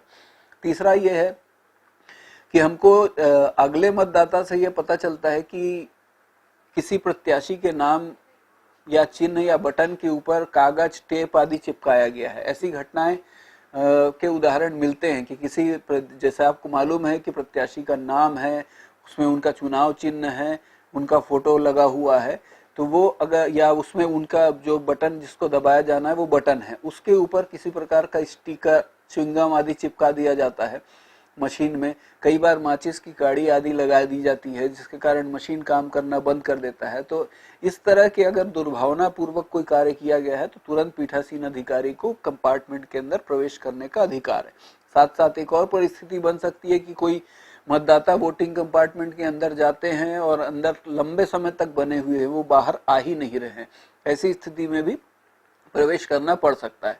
लेकिन आपको ये ध्यान देना है कि किसी भी हालत में आप मतदान कंपार्टमेंट के अंदर तभी प्रवेश करेंगे जब आपके साथ एजेंट भी जाएंगे वहां पर। कि बिना एजेंटों को लिए हुए आप कृपया स्वयं वोटिंग कंपार्टमेंट के अंदर न जाएं, अन्यथा आपके ऊपर ये प्रश्न चिन्ह लगेगा कि आप अकेले स्वयं वोटिंग कंपार्टमेंट में मशीन के साथ में जो छेड़छाड़ के आरोप उनके ऊपर लगाए जा रहे हैं वो आपके ऊपर भी लगाए जा सकते हैं। इसलिए कृपया जो भी कार्य करें एजेंटों को अपने साथ ले जाकर के करें। अंदर जाने के बाद आप क्या करेंगे ये आपको बिल्कुल स्पष्ट होना चाहिए कि जो त्रुटियां हैं, छोटी मोटी कोई त्रुटि है, वो सारी त्रुटियों को ठीक किया जाएगा। साथ साथ अगर यूनिट काम नहीं कर रही है तो उस यूनिट के तार को सही ढंग से जोड़ने से अगर काम करने लगे तो वो सही होगा। हो सकता है मशीन को बदलने की नौबत आ सके तो वो कार्य करना पड़ेगा। अगर किसी प्रकार का च्युइंगम या माचिस की काड़ी आदि लगाई गई है तो उसको निकालने का कार्य करने से अगर मशीन ठीक हो जाती है वो देखेंगे। अगर कहीं टेप चिपकाया गया है तो उसको हटवाना पड़ेगा। तो ये सारी चीजें आपको करनी है। पूरे अभी तक के प्रशिक्षण के दौरान मैंने आपको बहुत सारी चीजें बताई हैं जो आपके पास चैलेंजेस आते हैं। वो चैलेंजेस क्या क्या होते हैं जो आपको कठिनाइयों में लाते हैं, आपको इनके बारे में पूरी प्रक्रिया से अवगत होना चाहिए। जैसे सबसे पहले चैलेंज वोट क्या होता है, तो चैलेंज वोट के बारे में आपको पूरी जानकारी होनी चाहिए। दूसरा, अगर कोई कम नाबालिग आता है वोट डालने के लिए, जो आपको नाबालिग लग रहा है पर मतदाता सूची में उसका नाम है, तो ऐसी स्थिति में वो कानूनन नाबालिग नहीं है परंतु आपको दिखाई दे रहा है कि वो नाबालिग है। एजेंट कह रहा है कि ये तो बच्चा है, हम तो जानते हैं कि ये क्लास 7 में पढ़ रहा है, क्लास 8 में पढ़ रहा है, तो ऐसी स्थिति पे ये आरोप लग सकता है। तो उसमें आपको क्या करना है, अगर कोई दृष्टिबाधित या अशक्त मतदाता आ जाते हैं तो वो कैसे वोट डालेंगे। मैं यहाँ पर फिर से विशेष रूप से आपको बताना चाहूंगा कि अगर कोई ऐसे दिव्यांग मतदाता हैं जिनके दोनों आंखें नहीं है जिनकी, तो निश्चित रूप से उनके साथ सहायक का आना आवश्यक है। किसी भी परिस्थिति पे अगर कोई म्यूचुअल अंडरस्टैंडिंग हो जाए वहां पर कि दो एजेंट चले जाएंगे और उनके सामने वोट डाल लेंगे, उनमें से कोई बटन दबा देगा, वो बोल देगा जिसको दबाने का है, वो किसी पार्टी विशेष का है, पूरा गांव जानता है पार्टी विशेष का, तो उस पार्टी का एजेंट वहां चला जाएगा अंदर। ये सारी चीजें नहीं हो सकती। कोई पीठासीन अधिकारी, कोई कर्मचारी नहीं जा सकता उसके साथ वोट डालने के लिए। बिल्कुल क्लियर कट एसओपी दी गई है कि उसके साथ में एक सहायक अंदर जाएगा और सहायक को एक फॉर्म भरना पड़ेगा। एक सामान्य सी बात है, एक फॉर्म भरना पड़ेगा। तो यहाँ पर घबराने की कोई बात नहीं है। एक फॉर्म भरेगा, फॉर्म भरने के बाद वो सहायक उसके साथ जाएगा और सहायक को वो व्यक्ति जिसका बटन दबाने के लिए बोलेगा, सहायक उसका बटन दबाएगा। तो इसलिए आपको ये प्रक्रिया से बिल्कुल अवगत होना चाहिए और इसमें कहीं आपको कठिनाई नहीं होना चाहिए। एक परिस्थिति आ सकती है कि मतदान करने से इनकार करने वाले मतदाता, कई बार वोटर जो होता है वो वोट डालने के लिए आता है, वोट डालने के लिए कमरे में प्रवेश करने के बाद विभिन्न स्टेज ऐसे होते हैं जहां पर वो कहता है कि मैं वोट नहीं डालूंगा। देखिए, नोटा का प्रावधान मौजूद है। अगर कोई व्यक्ति ईवीएम मशीन में नोटा है, अगर कोई व्यक्ति को कोई भी प्रत्याशी ऐसा नहीं है जिसको वह वोट डालना चाहता है, तो ऐसी स्थिति पे वो नोटा दबा सकता है। लेकिन कई बार वो कहता है कि मैं नोटा भी नहीं दबाऊंगा, जबकि उसकी सारी प्रक्रिया हो चुकी है। सारी प्रक्रिया से मेरा आशा है कि सबसे पहले उसका मतदान अधिकारी क्रमांक 1 के पास जाकर के वो अपनी प्रक्रिया पूरी कर चुका है। मतदान अधिकारी क्रमांक 2 के पास जाकर के अपने हाथ में से अमिट स्याही लगवा चुका है, हस्ताक्षर 17A में कर चुका है। उसके बाद में वोटर स्लिप जमा करा करके वो कंपार्टमेंट में गया। कंपार्टमेंट में जाने के बाद वो कहता है कि मैं वोट नहीं डालूंगा। ऐसी स्थिति पे अगर वो वोट नहीं डालेगा तो रजिस्टर में एंट्री होगी कि वोट डालने से इनकार किया, और उसके बाद उसको कमरे से जाने दिया जाएगा। और कमरे से जाने देने के बाद अब चूंकि उसके लिए बैलेट बटन दबाया जा चुका है, इसका मतलब मशीन एक्टिवेट हो चुकी है। मशीन एक्टिवेट हो चुकी है तो अब वोट डाला जाना है। तो अब मशीन एक्टिवेट हो चुकी है तो उसकी क्या प्रक्रिया होगी। सामान्य रूप से हम ये करेंगे कि उसके बाद जो मतदाता आता है वो मतदाता इसके लिए जो मशीन को एक्टिवेट किया गया है उस वोट को कास्ट करेंगे।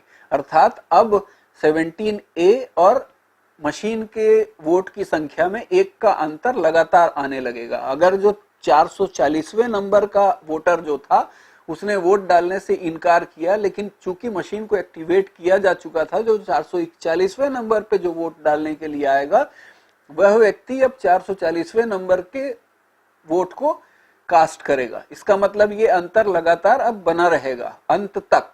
लेकिन कई बार ये भी हो सकता है, आपको ध्यान देना है कि अगर अंतिम वोटर वोट डालने से इनकार कर दे, जो आपका अंतिम वोटर है वह वोटर जो है वोट डालने से इनकार कर दे जबकि मशीन को एक्टिवेट किया जा चुका था, तो ऐसी स्थिति पे अब तो अगला कोई वोटर नहीं है जो वोट डाले। तो ऐसी स्थिति पे क्या होगा, वह प्रक्रिया मालूम है कि आपको बैलेट यूनिट और कंट्रोल यूनिट के तार को अलग करना है। अलग करने के बाद में उसके बाद फिर से मशीन को ऑफ करके मशीन को ऑन करना है। तो ऐसी स्थिति में मशीन फिर से डीएक्टिवेट हो जाएगा, फिर आप आगे की प्रक्रिया करेंगे।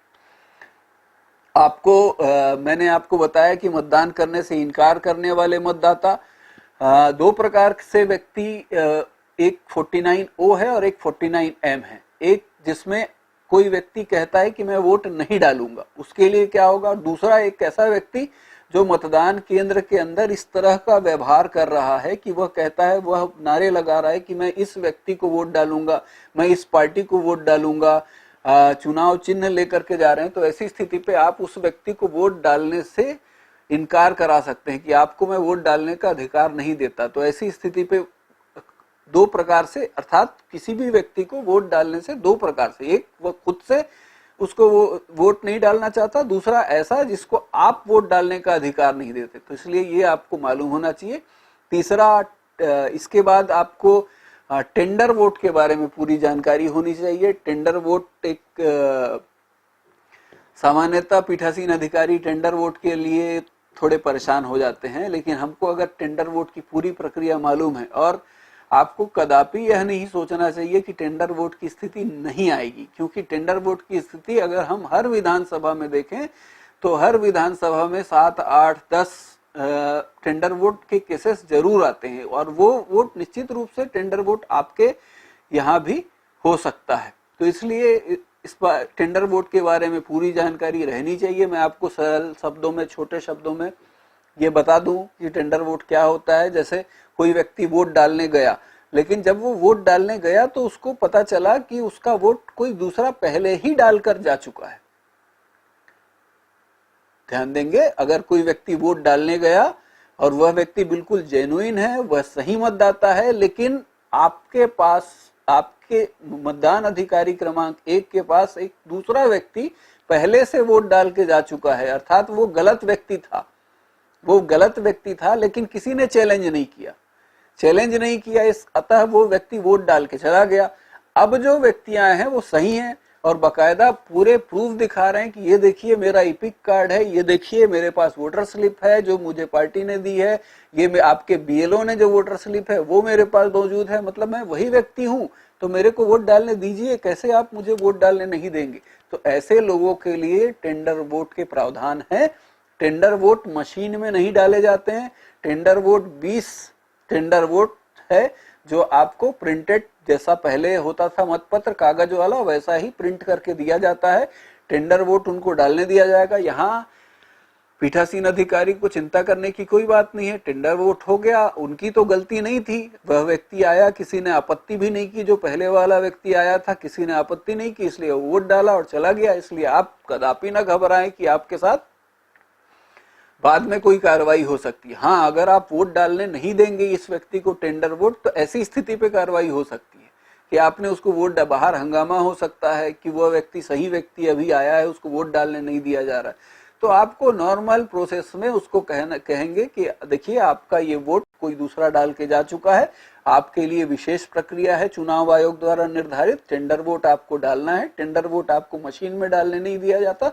टेंडर वोट के लिए छपे हुए बैलेट पेपर होते हैं। इस छपे हुए बैलेट पेपर में आप वोट डाल सकेंगे और वो आप बैलेट पेपर उनको उपलब्ध कराएंगे, जिसमें आप उनको घूमते हुए तीरों के निशान वाला स्टैंप देंगे, जिससे वो जाकर अपने पसंद के मतदाता प्रत्याशी जिनको वोट डालना चाहते हैं वोट डालेंगे, फोल्ड करके आपको ला करके देंगे, आप उसको सुरक्षित रखेंगे। मतदान की गोपनीयता को भंग करना, इसके बारे में आपको पूरी जानकारी होना चाहिए कि अगर गोपनीयता को कोई भंग करेगा तो ऐसी स्थिति में क्या कार्रवाई होगी। जैसा कि आपको मालूम है कि आजकल एक नया ट्रेंड चला है, वो ट्रेंड ये है कि मोबाइल से फोटो खींच लेना और फोटो खींच करके उसको फेसबुक में अपलोड कर देना कि मैंने इसको वोट डाला है। ये मतदान की गोपनीयता को भंग करना है। अगर कोई ऐसा कार्य कर रहा है तो निश्चित तौर पे FIR होता है। मतदान केंद्र में उच्छृंखल व्यवहार करना, अगर कोई मतदान केंद्र के अंदर ऐसा कोई व्यवहार कर रहा है जो गलत है, जिससे मतदान की प्रक्रिया प्रभावित हो रही है, तो उस व्यक्ति को मतदान केंद्र से बाहर निकाला जा सकता है। बाहर निकालने की क्या प्रक्रिया होगी, ये आपकी किताब में स्पष्ट रूप से दिया हुआ है। जो जो बातें मैं आपको बता रहा हूं, जब आप स्लाइड को देखेंगे तो आपको पूरा चैप्टर उसके ऊपर दिया गया है। मतदान का स्थगन, ये भी आपको मालूम होना चाहिए कि मतदान को कब स्थगित किया जा सकता है। जैसे दंगे या अन्य किसी कारण से मतदान स्थगित किया जा सकता है। जैसे सामान्य तौर पे अगर किसी ने बूथ कैप्चरिंग की कोशिश की, तो बूथ कैप्चरिंग की कोशिश की तो पुराने जमाने में जब मतपत्र के आधार से वोट डाले जाते थे, तो ऐसी स्थिति में बड़ी आसानी से बूथ कैप्चरिंग हो जाती थी और एक के बाद एक लगातार वोट डाल दिए जाते थे किसी प्रत्याशी विशेष को। पर अब आपको मालूम है कि ईवीएम मशीन में ये सारी चीजें करना संभव नहीं होता उतनी आसानी से, क्योंकि ईवीएम मशीन का प्रोसेस, एक तो जो आदमी आया है बूथ कैप्चर करने, अगर कोई ऐसा करने आया है, ऐसा पहली बार तो ऐसा ईवीएम मशीन में अब आने के बाद ये सारी चीजें समाप्त हो गई है, फिर भी अगर कोई प्रयास करता है तो उसको ये भी नहीं मालूम होता कि बैलेट बटन, हर बार बैलेट बटन दबाऊंगा तब एक्टिवेट होता है। अगर वो कंपार्टमेंट में जाके ये सोचेगा कि मैं बार बार 40 बार अगर मैं किसी प्रत्याशी को बटन दबा दूंगा तो कोई फर्क उसको नहीं पड़ना है। लेकिन और साथ साथ आपको पीठासीन अधिकारी या मतदान अधिकारी क्रमांक 3 के पास में एक क्लोज बटन भी मौजूद है। अगर ये लग रहा है कि किसी तरह से बल प्रयोग से पूरे बूथ को कैप्चर कर लिया जा रहा है, तो ऐसी स्थिति पे अगर आसानी से क्लोज बटन दबा देते हैं तो क्लोज बटन दबने के बाद फिर किसी प्रकार की वोटिंग उस मशीन में संभव नहीं है। तो अब जब तक नई मशीन नहीं आएगी तब तक वहां पर किसी भी प्रकार की वोटिंग आगे संभव नहीं होगी। तो इसलिए और मतदान स्थगित हो जाएगा स्वमेव। लेकिन आपको ध्यान देंगे मतदान स्थगित करने के भी कुछ कारण हैं। सिर्फ अगर थोड़ी हवा चलने लगी, बिजली चमक रही है, हल्की बरसात हो रही है, तो इसके आधार पर मतदान स्थगित नहीं किया जाएगा। मतदान स्थगित करने की पूरी प्रक्रिया अध्याय 28 में दी गई है, कृपया उसका अध्ययन करेंगे। ये ध्यान देंगे कि मतदान प्रक्रिया का मैं वैसे इस बारे में पहले बता चुका हूं, लेकिन अगर कोई मतदान प्रक्रिया का पालन करने से इनकार कर देता है, जैसे कोई मतदाता या मतदान अधिकारी की चेतावनी के बावजूद मतदान प्रक्रिया का पालन करने से इनकार करता है, तो और यदि उसको वोटर स्लिप जारी किया जा चुका है तो उससे स्लिप वापस करके उसे रद्द कर दिया जाएगा। और 17A के में जो एंट्री की गई है उसके सामने लिखा जाएगा नॉट अलाउड टू वोट। ठीक है, ध्यान देंगे, नॉट अलाउड टू वोट लिखा जाएगा। प्रविष्टि के नीचे पूरे हस्ताक्षर किए जाएंगे आपके, और साथ साथ मतदाता रजिस्टर। लेकिन एक बात ध्यान देंगे कि जैसे मैंने आपको नंबर का एग्जांपल दिया था, वही एग्जांपल जैसे मैं फिर आपको लेता हूं कि 370 नंबर का मतदाता जो है, उस मतदाता के सामने अगर लिखा गया है 370 सीरियल नंबर 370, यानी जो आपके मतदान केंद्र में 370वें नंबर पर प्रवेश किया था और उस मतदाता का मतदाता क्रमांक 440 था, तो 370वें नंबर के सामने आपने नॉट अलाउड टू वोट लिखा, तो अब अगला जो वोटर वोट डालने आएगा उसके सामने 371 ही लिखा जाएगा। ऐसा नहीं है कि आपने नॉट अलाउड टू वोट लिखा तो अब वो 370 के बाद फिर से आप 370 करेंगे, रिपीट नहीं करेंगे, आप सीरियल क्रम से आगे चलते जाएंगे। दृष्टिबाधित एवं निशक्त मतदाताओं के मतदान के बारे में मैं आपको बता चुका हूं कि यदि आप इस बारे में संतुष्ट हैं कि कोई मतदाता दृष्टिबाधित होने के कारण मशीन के चिन्हों की पहचान करने में असमर्थ है, या कोई मतदाता शारीरिक रूप से इतना कमजोर है कि मशीन का बटन नहीं दबा सकता, तो ऐसी स्थिति में मतदाता के साथ एक सहचर को जाने की अनुमति दे सकेंगे। वो सहचर 18 साल से अधिक आयु का होना चाहिए और वह मतदाता की ओर से मतदाता की इच्छा अनुसार वोट डालेगा। ध्यान देंगे, सिर्फ एक कंडीशन है कि 18 वर्ष से कम आयु का नहीं होना चाहिए, और उसके बाद जो जैसा वह वोटर कहेगा उसके कहे अनुसार वोट डालेंगे। यहाँ पर आप ध्यान देंगे कि किसी भी हालत में वोटर और उसके सहचर के बीच का मामला है। यहाँ पर न तो कोई एजेंट, न कोई कर्मचारी, कोई या वहां उपस्थित नहीं रह सकेगा वोटिंग कंपार्टमेंट के अंदर। इसके लिए सहायता के लिए जाने से पूर्व सहचर आपको एक घोषणा पत्र देगा जिसमें वह यह घोषणा करेगा कि वह मतदान की गोपनीयता को भंग नहीं करेगा और एक से अधिक व्यक्ति की सहायता नहीं की है।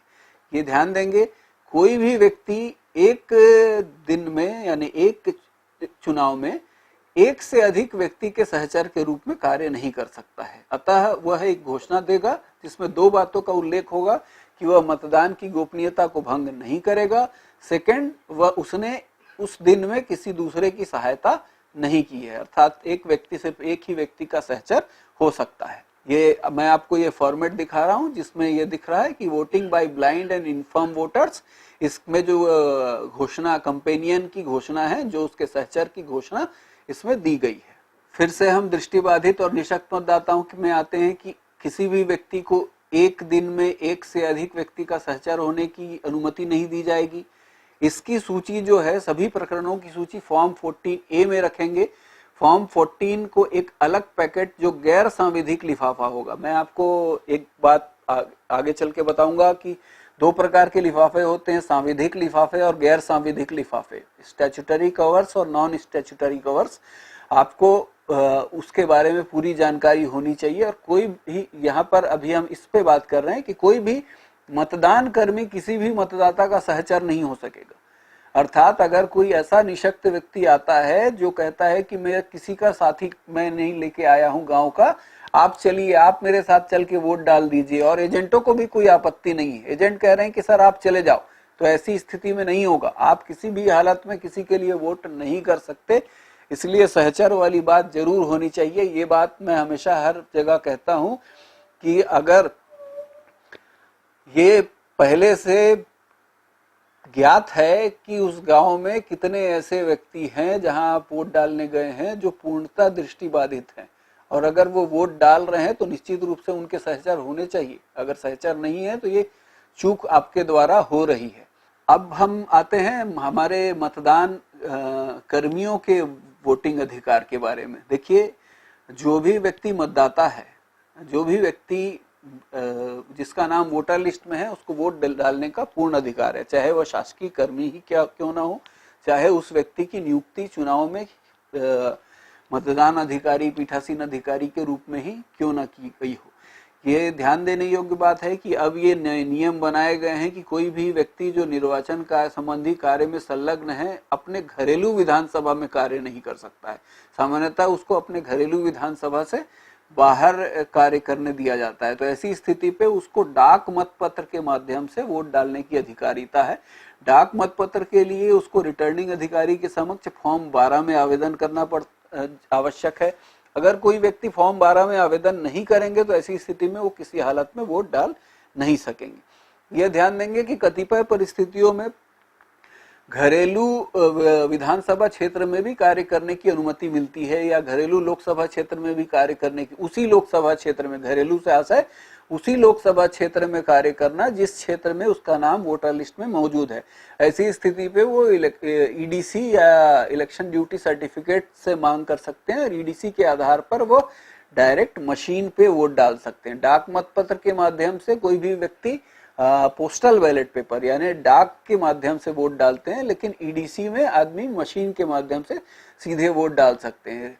रिटर्निंग अधिकारी को ये ध्यान देना है कि जब ट्रेनिंग होती है तो पर्याप्त संख्या में अपने कर्मचारी को फॉर्म 12 उपलब्ध कराए। अगर फॉर्म 12 उपलब्ध नहीं कराएंगे तो लोग आवेदन नहीं कर सकेंगे।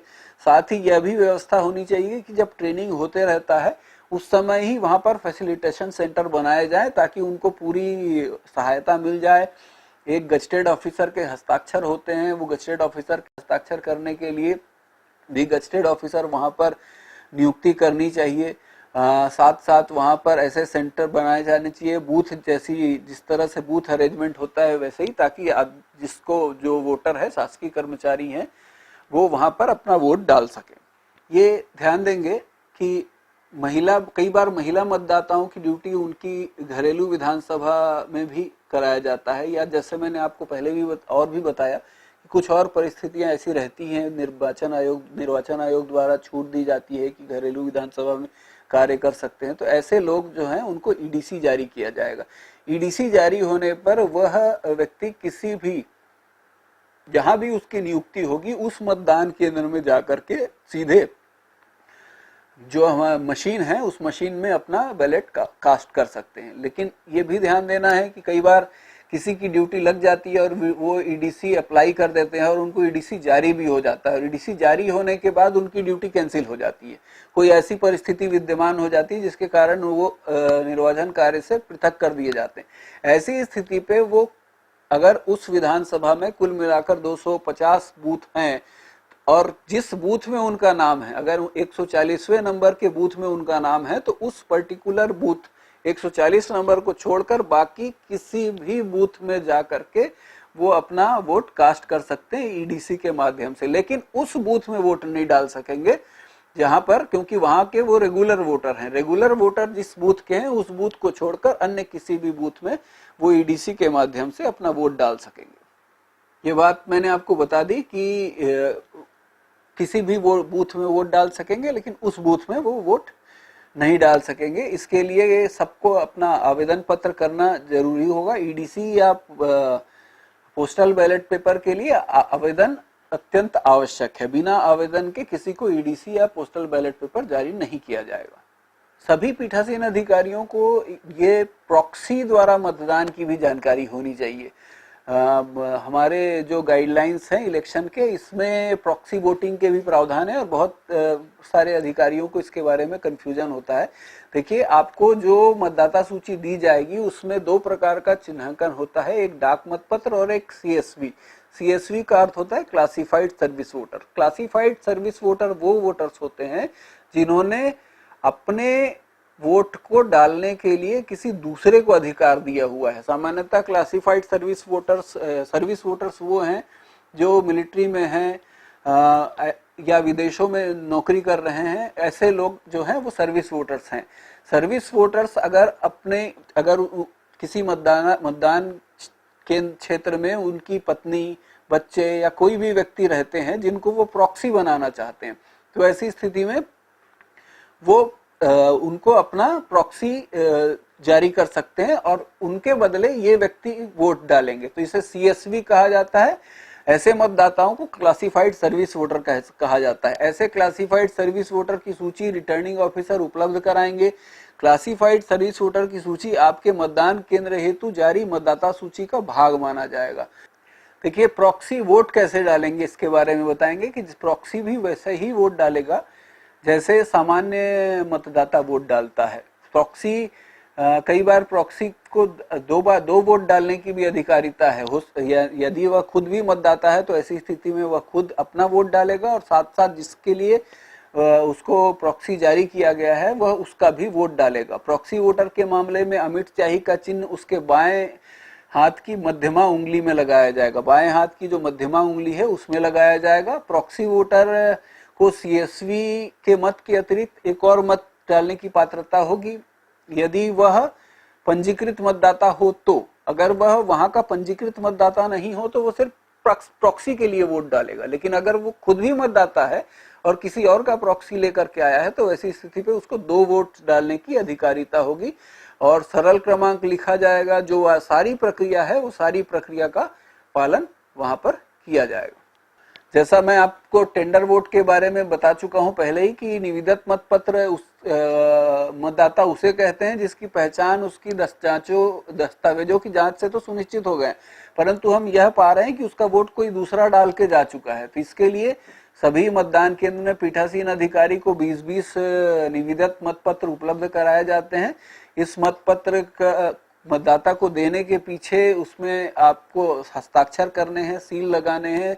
जैसे पहले पुराने आपको याद होगा कि जब मतपत्रों के माध्यम से वोट मतदान कराया जाता था तो उस समय जिस तरह से हस्ताक्षर करते थे, सील लगाए जाते थे, उस सारी प्रक्रिया का पालन किया जाएगा। आपको जो निविदत मतपत्र जारी किए जा रहे हैं इसका पूरा रिकॉर्ड आपको रखना है क्योंकि ये एक तरह का मतपत्र है, इसका मिसयूज नहीं होना चाहिए किसी भी हालत में। प्रारूप 17C जैसा आपको मालूम है मतपत्र लेखा होता है प्रारूप 17C और पूरी निर्वाचन प्रक्रिया का एक अहम फॉर्मेट है। आपके पीठासीन अधिकारी के लेवल का एक सबसे महत्वपूर्ण फॉर्मेट अगर कोई है तो वो मेरी दृष्टि में प्रारूप 17C है। तो प्रारूप 17C के बिंदु क्रमांक 8 भाग 1 में आपको जारी किए गए समस्त निविदत मतपत्र और आपके द्वारा लौटाए गए समस्त निविदत मतपत्रों का उल्लेख आप करेंगे। 17B में आप उन समस्त मतदाताओं का उल्लेख करेंगे जिनको आपने निविदत मतपत्र जारी किया है। आप ध्यान देंगे 17A, 17B और 17C तीन फॉर्मेट हो गए। 17A जो आपने को रजिस्टर दिया गया है, 17B जो आपने निविदत मतपत्र जारी किए हैं और 17C जो आपने मतपत्र लेखा जारी कर रहे हैं कि आपके मतदान केंद्र में कुल कितनी मशीनों का प्रयोग किया गया, उन मशीनों में कौन कौन से सील लगाए गए, कुल कितने मतदाता थे, कुल कितने वोट पड़े, ये सारी जानकारियां 17C में रहती है। 17C का भाग 1 और भाग 2 होता है। भाग 1 को आप भरते हैं और भाग 2 को जब मतगणना के दौरान भरा जाता है। निविदत मतपत्र पर मत देने की प्रक्रिया मैंने आपको बताई। निविदत मतपत्र को इंग्लिश में हम टेंडर वोट कहते हैं। जैसे मैंने आपको पहले भी बताया कि घूमते हुए तीरों के निशान का रबर स्टाम्प दिया जाएगा, उससे पसंद के प्रत्याशी के नाम के सामने वो रबर स्टाम्प से चिन्ह लगा करके वोट देंगे, फिर अपने मतपत्र को मोड़ के आपके सुपुर्द करेंगे। उसको 17B में फॉर्मेट में एंट्री किया जाएगा। किस कौन कौन से मतदाताओं ने अपने मतदान किया निविदत मतपत्र के माध्यम से, उसकी एंट्री की जाएगी और 17B में लिखा जाएगा और इसको एक लिफाफे में सील बंद करके रखा जाएगा। अगर टेंडर वोट के मामले में भी अगर कोई ऐसा प्रकरण सामने आ जाता है कि दृष्टिबाधित या अशक्त मतदाता है तो वहां पर भी सहचर की अनुमति दी जाएगी।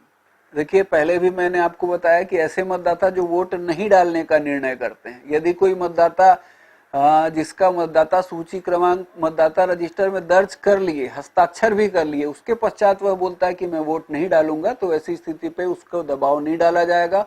उसके नाम के सामने लिखा जाएगा कि मत डालने से इनकार किया और उसके हस्ताक्षर लिए जाएंगे और मतदाता के सामने लिखा जाएगा 49O के तहत ये एंट्री हो रही है।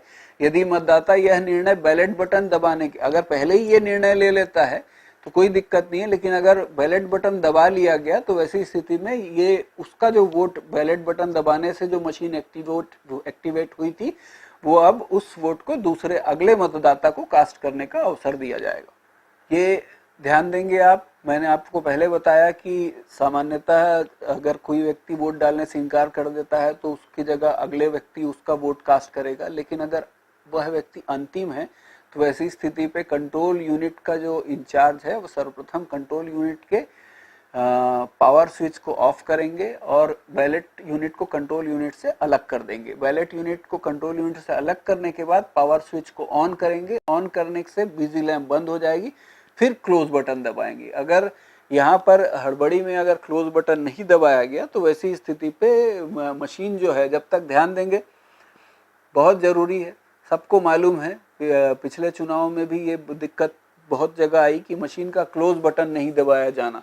मशीन का क्लोज बटन न केवल यहाँ मतदाता के वोट डालने से इनकार करने की स्थिति, वरन अन्य स्थितियों में भी देखा गया है कि मशीन का क्लोज बटन बिना दबाए मशीन को सील करते हुए जमा करा दिया जाता है। और मशीन का क्लोज बटन अगर दबाते नहीं हैं तो वैसी स्थिति पे जब काउंटिंग होती है उस समय मशीन का रिजल्ट बटन काम नहीं करता है और रिजल्ट बटन काम नहीं करने पर फिर उस मशीन को उठा करके अलग रखना पड़ता है।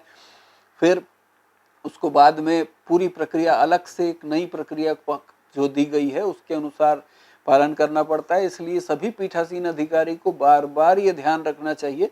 बहुत सारे हम आपको ट्रेनिंग में अभी तक मैं आपको बताता रहा जो अपवादिक हैं, वो कभी कभी हो सकते हैं कि चैलेंज हो, चैलेंज वोट हो, टेंडर वोट हो, निशक्त मतदाता, कम उम्र वाले मतदाता, ये सारे प्रकरण बहुत कम आते हैं। परंतु जो हमको ज़्यादा परेशान करते हैं, जब आपके रिटर्निंग ऑफिसर को जो मामले ज़्यादा परेशान करते हैं वो मामले होते हैं मशीन का क्लोज बटन का नहीं दबना। इसलिए कृपया मशीन का क्लोज बटन दबे यह पीठासीन अधिकारी 100% सुनिश्चित कर लें। सुबह मॉक पोल होने के बाद में भी पिछले चुनाव में यह देखने को आया था कि मॉक पोल होने के बाद विभिन्न प्रकार के मामले सामने आए थे कि मॉक पोल के बाद में CRC होना है। जब पूरा मॉक पोल कंप्लीट हो जाएगा, 50 वोट का मॉक पोल आप सुबह कर लेंगे, तब क्लोज दबाएंगे, रिजल्ट दबाएंगे, रिजल्ट के बाद में क्लियर बटन दबाएंगे।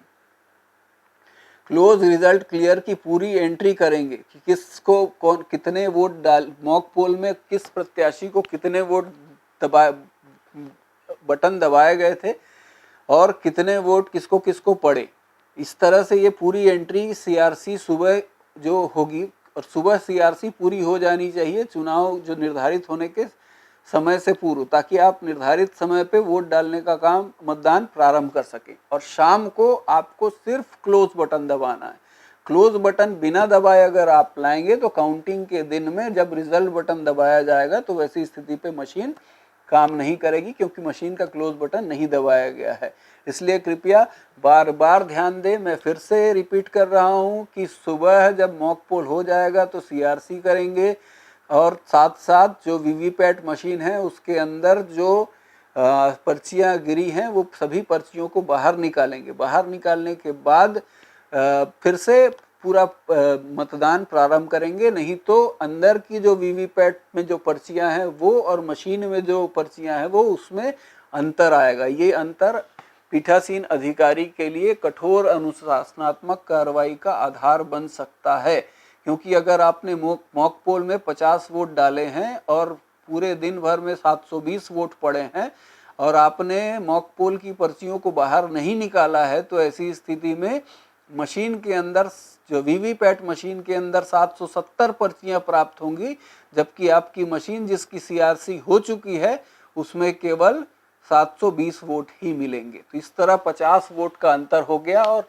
अगर ऐसा हो गया गलती से कि जो लॉटरी निकाल करके कुछ मशीनों की रैंडम वीवीपैट से काउंटिंग की जाती है वो आ गया, वही मशीन का सेलेक्ट हो गया लॉटरी में, तो वैसी स्थिति पे जो ईवीएम मशीन का जो कंट्रोल यूनिट है उसके अनुसार उसमें केवल 720 वोट दिखाई देंगे, लेकिन जो पर्चियों को गिना जाएगा तो वहां पर 770 वोट मिलेंगे। तो ऐसी स्थिति पे उस पीठासीन अधिकारी के विरुद्ध निश्चित तौर पे कार्रवाई हो जाएगी।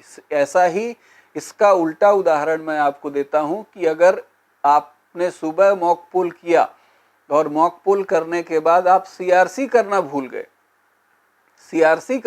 गए और आगे बढ़ गए, ऐसी स्थिति में अगर आपने 50 वोट डाले हैं तो आपकी मशीन, आपका जो 17A का रजिस्टर कहेगा कि 720 वोट पड़े, लेकिन आपकी मशीन बताएगी कि कुल 770 वोट मशीन के अंदर हैं।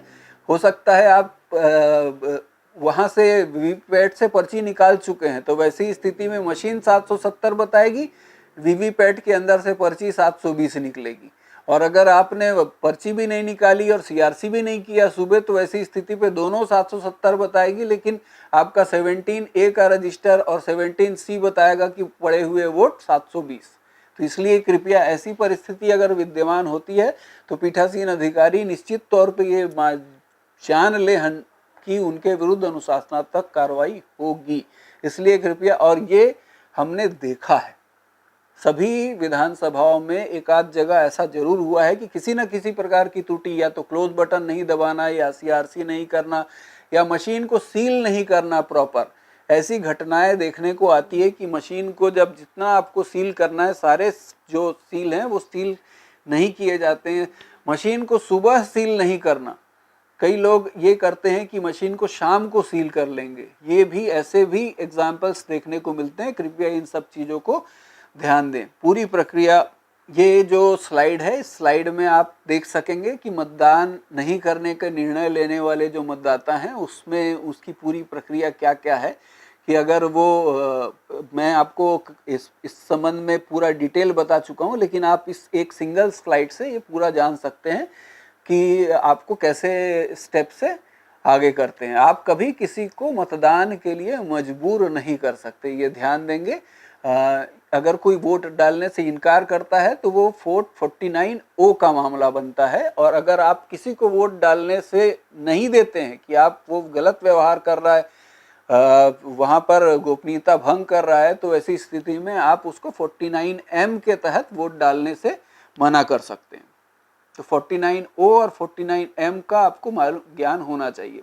जैसा मैंने आपको पहले बताया कि स्थगन या मतदान को रोका जाना, पीठासीन अधिकारी के पास यह पूर्ण अधिकारिता है कि वो मतदान को स्थगित कर सकते हैं। ध्यान देंगे, पीठासीन अधिकारी मतदान केंद्र के अंदर फाइनल अथॉरिटी है, उनके द्वारा ये निर्णय लिया जा सकता है कि अगर ऐसी परिस्थितियां हैं कि मतदान नहीं हो सकता तो ऐसी स्थिति में वो मतदान स्थगित कर सकते हैं। ये धारा 57(1) लोक प्रतिनिधित्व अधिनियम 1951 की धारा 57(1) के तहत आप ऐसे कर सकते हैं।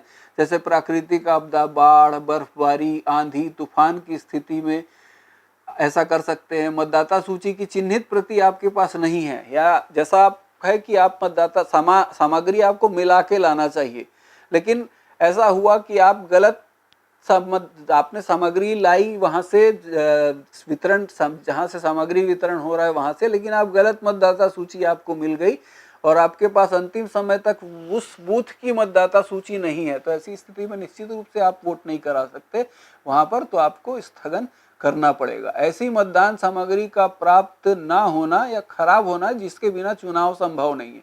जैसा कि मैंने आपको बताया कि मशीन आपकी अगर खराब हो गई, मशीन सेट होती है, देखिए मशीन के कई पार्ट हैं, आपको मालूम है, कंट्रोल यूनिट है, बैलेट यूनिट है और वीवीपैट है। अगर बैलेट यूनिट में उतने बटन नहीं खुले हुए हैं जितने प्रत्याशी हैं, जैसा आपको मालूम है कि बटन को अनमास्क किया जाता है और बाकी बटनों की मास्किंग की जाती है। जो अनमास्क है, मान लो कुल प्रत्याशी 7 हैं और अनमास्किंग 6 की हुई है, मतलब 7वां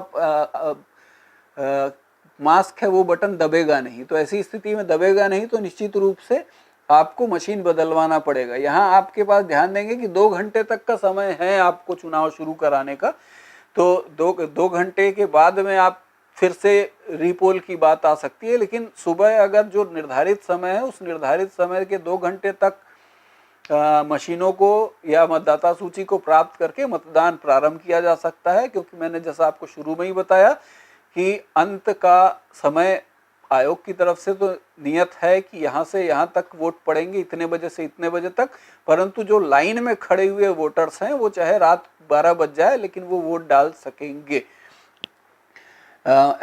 इस साथ साथ मतदान केंद्र में ऐसी अशांति का उत्पन्न होना जिससे कि मतदान केंद्र में मतदान कराया जाना असंभव हो जाए। अशांति मतलब जिसमें झगड़ा, लड़ाई, दंगे, मारपीट, ये सारी चीजें हो सकती हैं। दंगे की स्थिति, हिंसा, पुलिस बल, आगजनी, इस तरह की नौबत होगी तो वो ऐसी स्थिति में मतदान स्थगित किया जा सकता है।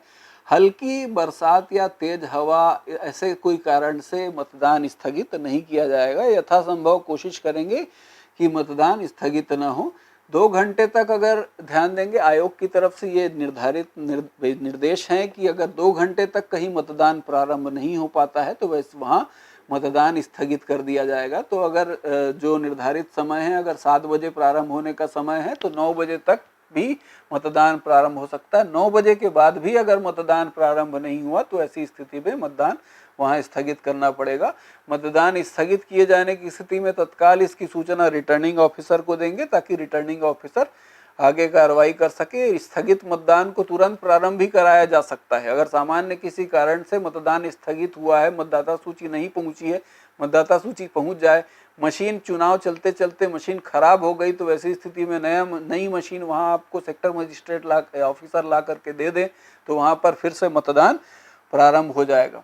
देखिए, अगर जब भी मतदान के स्थगन की घोषणा की जाएगी तो वहां पर पीठासीन अधिकारी यह बताएंगे कि पुनर्मतदान आयोग के द्वारा जो नई तिथि घोषित की जाएगी उस तिथि को किया जाएगा। मैं ये फिर से बताना चाह रहा हूँ कि स्थगन 2 प्रकार का स्थगन हो सकता है। एक अस्थायी स्थगन है जो इंतजार किया जाएगा वहां पर, दूसरा पूर्णतः स्थगन की अब संभव नहीं है।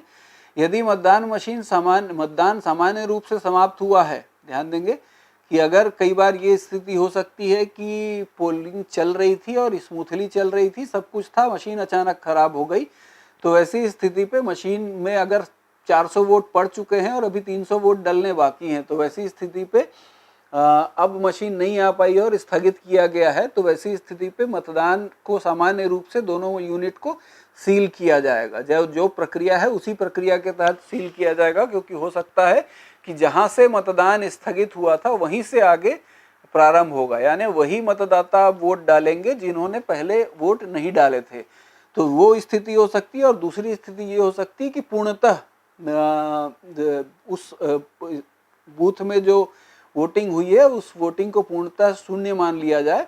जैसा कि आपको मालूम है कि अब नई परिस्थिति में वीवीपैट मशीन को चैलेंज किया जा सकता है, और वीवीपैट मशीन में अगर किसी बूथ में अगर 200 वोट पड़ चुके हैं और 200 वोट पड़ने के बाद अगर वीवीपैट मशीन को चैलेंज होता है और चैलेंज में कहीं ये पाया जाता है कि वीवीपैट मशीन में के अनुसार जिस व्यक्ति को वोट जिस प्रत्याशी को वोट डाला जाना है उसके बजाय दूसरे प्रत्याशी को वोट पड़ रहे हैं, तो ऐसी स्थिति पे निश्चित रूप से वहाँ पर पूर्णतः मतदान जो है स्थगित भी हो जाएगा और फिर से पूर्णतः मतदान होगा।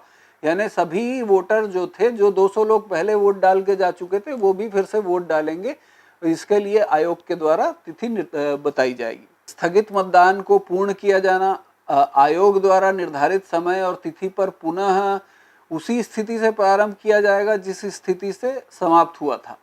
स्थगित मतदान की स्थिति में केवल उन्हीं मतदाताओं को वोट डालने की अनुमति होगी जिन्होंने पहले वोट नहीं डाला था। इसलिए देखिए, दो अलग अलग परिस्थितियां मैंने आपको बताई कि मतदान निरस्त होने के बाद में नया मतदान होना और स्थगित होना। तो इसलिए जहां स्थगित हुआ है वहां 17A का रजिस्टर, मतदाता सूची की चिन्हित प्रति, ये सब बिल्कुल सुरक्षित होनी है और 17A के रजिस्टर को आगे बढ़ाया जाएगा, चिन्हित प्रति को आगे बढ़ाया जाएगा और उस पर काम किया जाएगा। लेकिन अगर पूर्णतः नए सिरे से मतदान हो रहा है, वैसी स्थिति में वहाँ सब सारी चीज़ें नई प्रयोग की जाएगी। स्थगित मतदान को पूर्ण किए जाने के जो नियम हैं वो इस तरह हैं कि स्थगित मतदान आयोग द्वारा निर्धारित समय पर पुनः उसी स्थिति से प्रारंभ होगा जिस स्थिति पर समाप्त किया गया था। केवल उन्हीं मतदाताओं को वोट डालने की अनुमति होगी जिन्होंने पहले मत नहीं डाला था।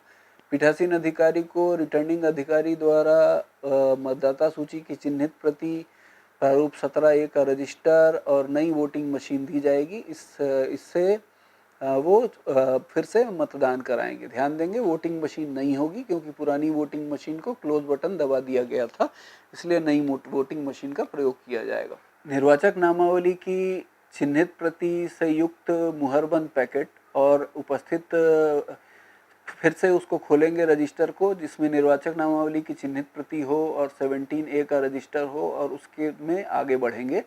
साथ साथ ये ध्यान देंगे कि आपके द्वारा जब स्थगित मतदान को फिर से पूरा करने के लिए आप जाएंगे तो वैसी स्थिति पर निर्वाचक नामावली की चिन्हित प्रति का जो सीलबंद पैकेट है और 17A का जो रजिस्टर है, मतदाता रजिस्टर है, उसको फिर से खोला जाएगा, अभ्यर्थियों को दिखाया जाएगा और उसके बाद उसी रजिस्टर और चिन्हित प्रति का प्रयोग करते हुए आगे काम किया जाएगा। और जो इसके मतदान के संबंधी जो नियम हैं वो सारे नियम उसी तरह से लागू होंगे जिस तरह से पहले होंगे। यहाँ यह ध्यान देने की बात है कि अगर मतदान दल के नहीं पहुँचने या अन्य कारण से मतदान प्रारंभ ही नहीं हुआ था, वहाँ पर स्थगित मतदान के सारे नियम लागू वैसे ही होंगे जैसे मूल मतदान में लागू होते थे। स्थगित मतदान के अलावा भी कुछ प्रावधान हैं जैसे जिसमें मतदान अवैधानिक घोषित कर दिया जाता है। देखिए, निर्वाचन आयोग को यह अधिकार है कि वह किसी भी मतदान केंद्र के मतदान को पूर्णतः अवैधानिक घोषित कर दिया जाए।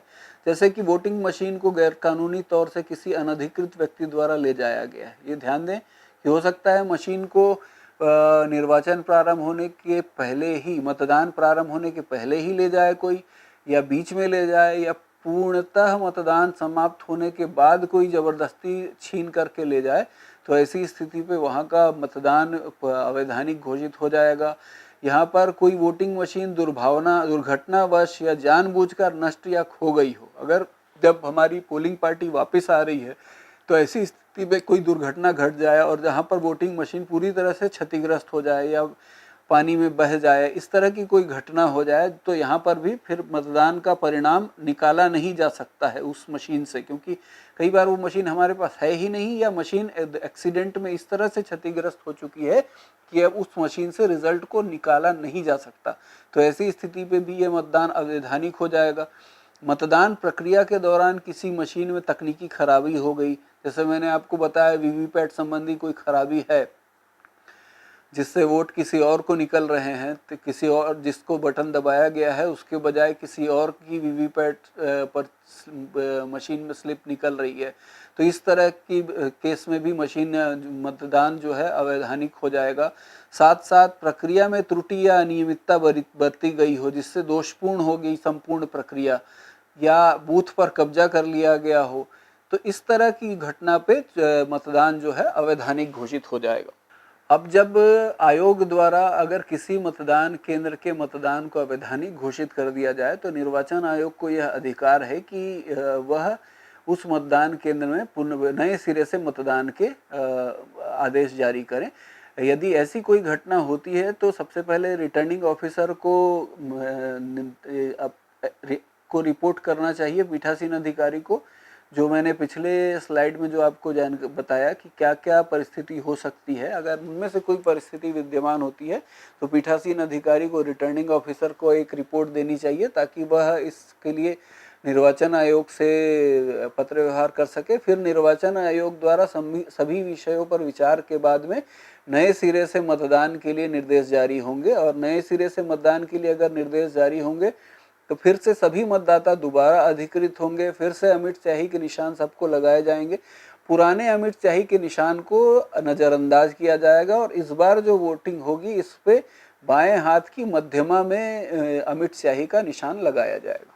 बूथ पे कब्जा भी हो सकता है कई बार, हमको ये हर परिस्थितियों के बारे में तैयार रहना चाहिए। अगर बूथ पर कब्जा होता है तो ये पीठासीन अधिकारी के पास यह अधिकार है कि अगर उसे यह लगे कि अब और कोई परिस्थिति और कोई चारा नहीं है तो ऐसी स्थिति में ईवीएम कंट्रोल यूनिट का क्लोज बटन 4910 के तहत दबा सकते हैं। अगर कंट्रोल यूनिट का क्लोज बटन दबा दिया जाता है तो वैसी स्थिति पे फिर अगला वोट उस पर मशीन में नहीं दब सकता। लेकिन जब एक बार ये ध्यान रखेंगे कि सामान्य अगर कोई घटना है और कोई सिर्फ छोटा मोटा बाहर लड़ाई हो रहा है आपस में, जिसके लिए पुलिस सक्षम है कि उस मामले को वो हैंडल कर लेगी, तो ऐसी परिस्थिति में क्लोज बटन नहीं दबा देना चाहिए, क्योंकि एक बार क्लोज बटन दबा दिया जाएगा तो जब तक दूसरी मशीन नहीं आएगी तब तक आगे चुनाव प्रक्रिया नहीं हो सकती। इसीलिए कृपया क्लोज बटन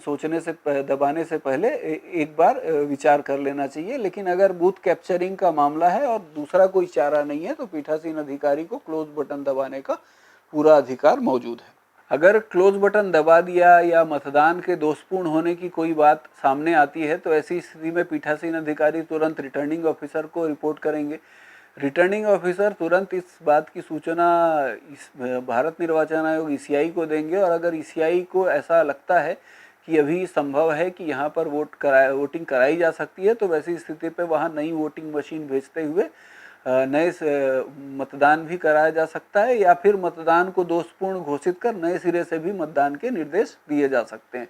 तो ये दोनों ही परिस्थितियाँ हो सकती हैं कि स्थगित मतदान को आगे बढ़ाया जाए, उसी दिन आगे बढ़ाया जाए, अन्य किसी तिथि पे आगे बढ़ाया जाए, या मतदान को दोषपूर्ण साबित करके नए सिरे से मतदान कराया जाए। अगर वोटिंग मशीन बदली जाती है तो वैसी स्थिति पे आपको ध्यान देना है कि फिर से घोषणाएं पढ़नी है, मतदान समाप्ति पर अन्य घोषणाएं दर्ज करनी है, घोषणाएं पृथक पैकेट में रखी जानी है। इस तरह मशीन बदलने पर, जैसा आपको मालूम है, मैंने आपको शुरू में ही दिखाया था कि मतदान प्रारंभ होने से पहले जो घोषणाएं की जाती है उसी घोषणा में मतदान मशीन बदले जाने पर की जाने वाली घोषणा भी दी गई है, तो उस घोषणा का भी पढ़ करके सुनाना है और उसमें हस्ताक्षर कराने हैं। एक बात और सामने आती है कि मतदाताओं के परिवहन के लिए वाहनों को अवैध भाड़े पर लिए जाते हैं। यहाँ पर देखिए कि अगर पीठासीन अधिकारी का कार्य काफ़ी हद तक मतदान कक्ष के अंदर का होता है, और इसके लिए जो भाड़े पर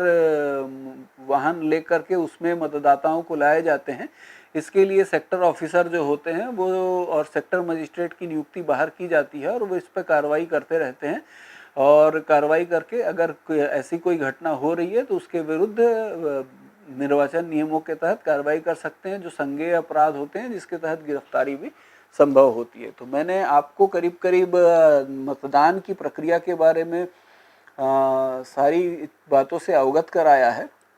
हमको बहुत सारी चीज़ें ये ध्यान देनी है, ज़रूरत जो है हमेशा सतर्क रहने की है, अपने व्यवहार को संयमित रखने की है, अनावश्यक विवादों में नहीं उलझना है, किसी के प्रति दुर्भावना भी नहीं रखनी है और किसी के प्रति विशेष बायस भी नहीं होना है।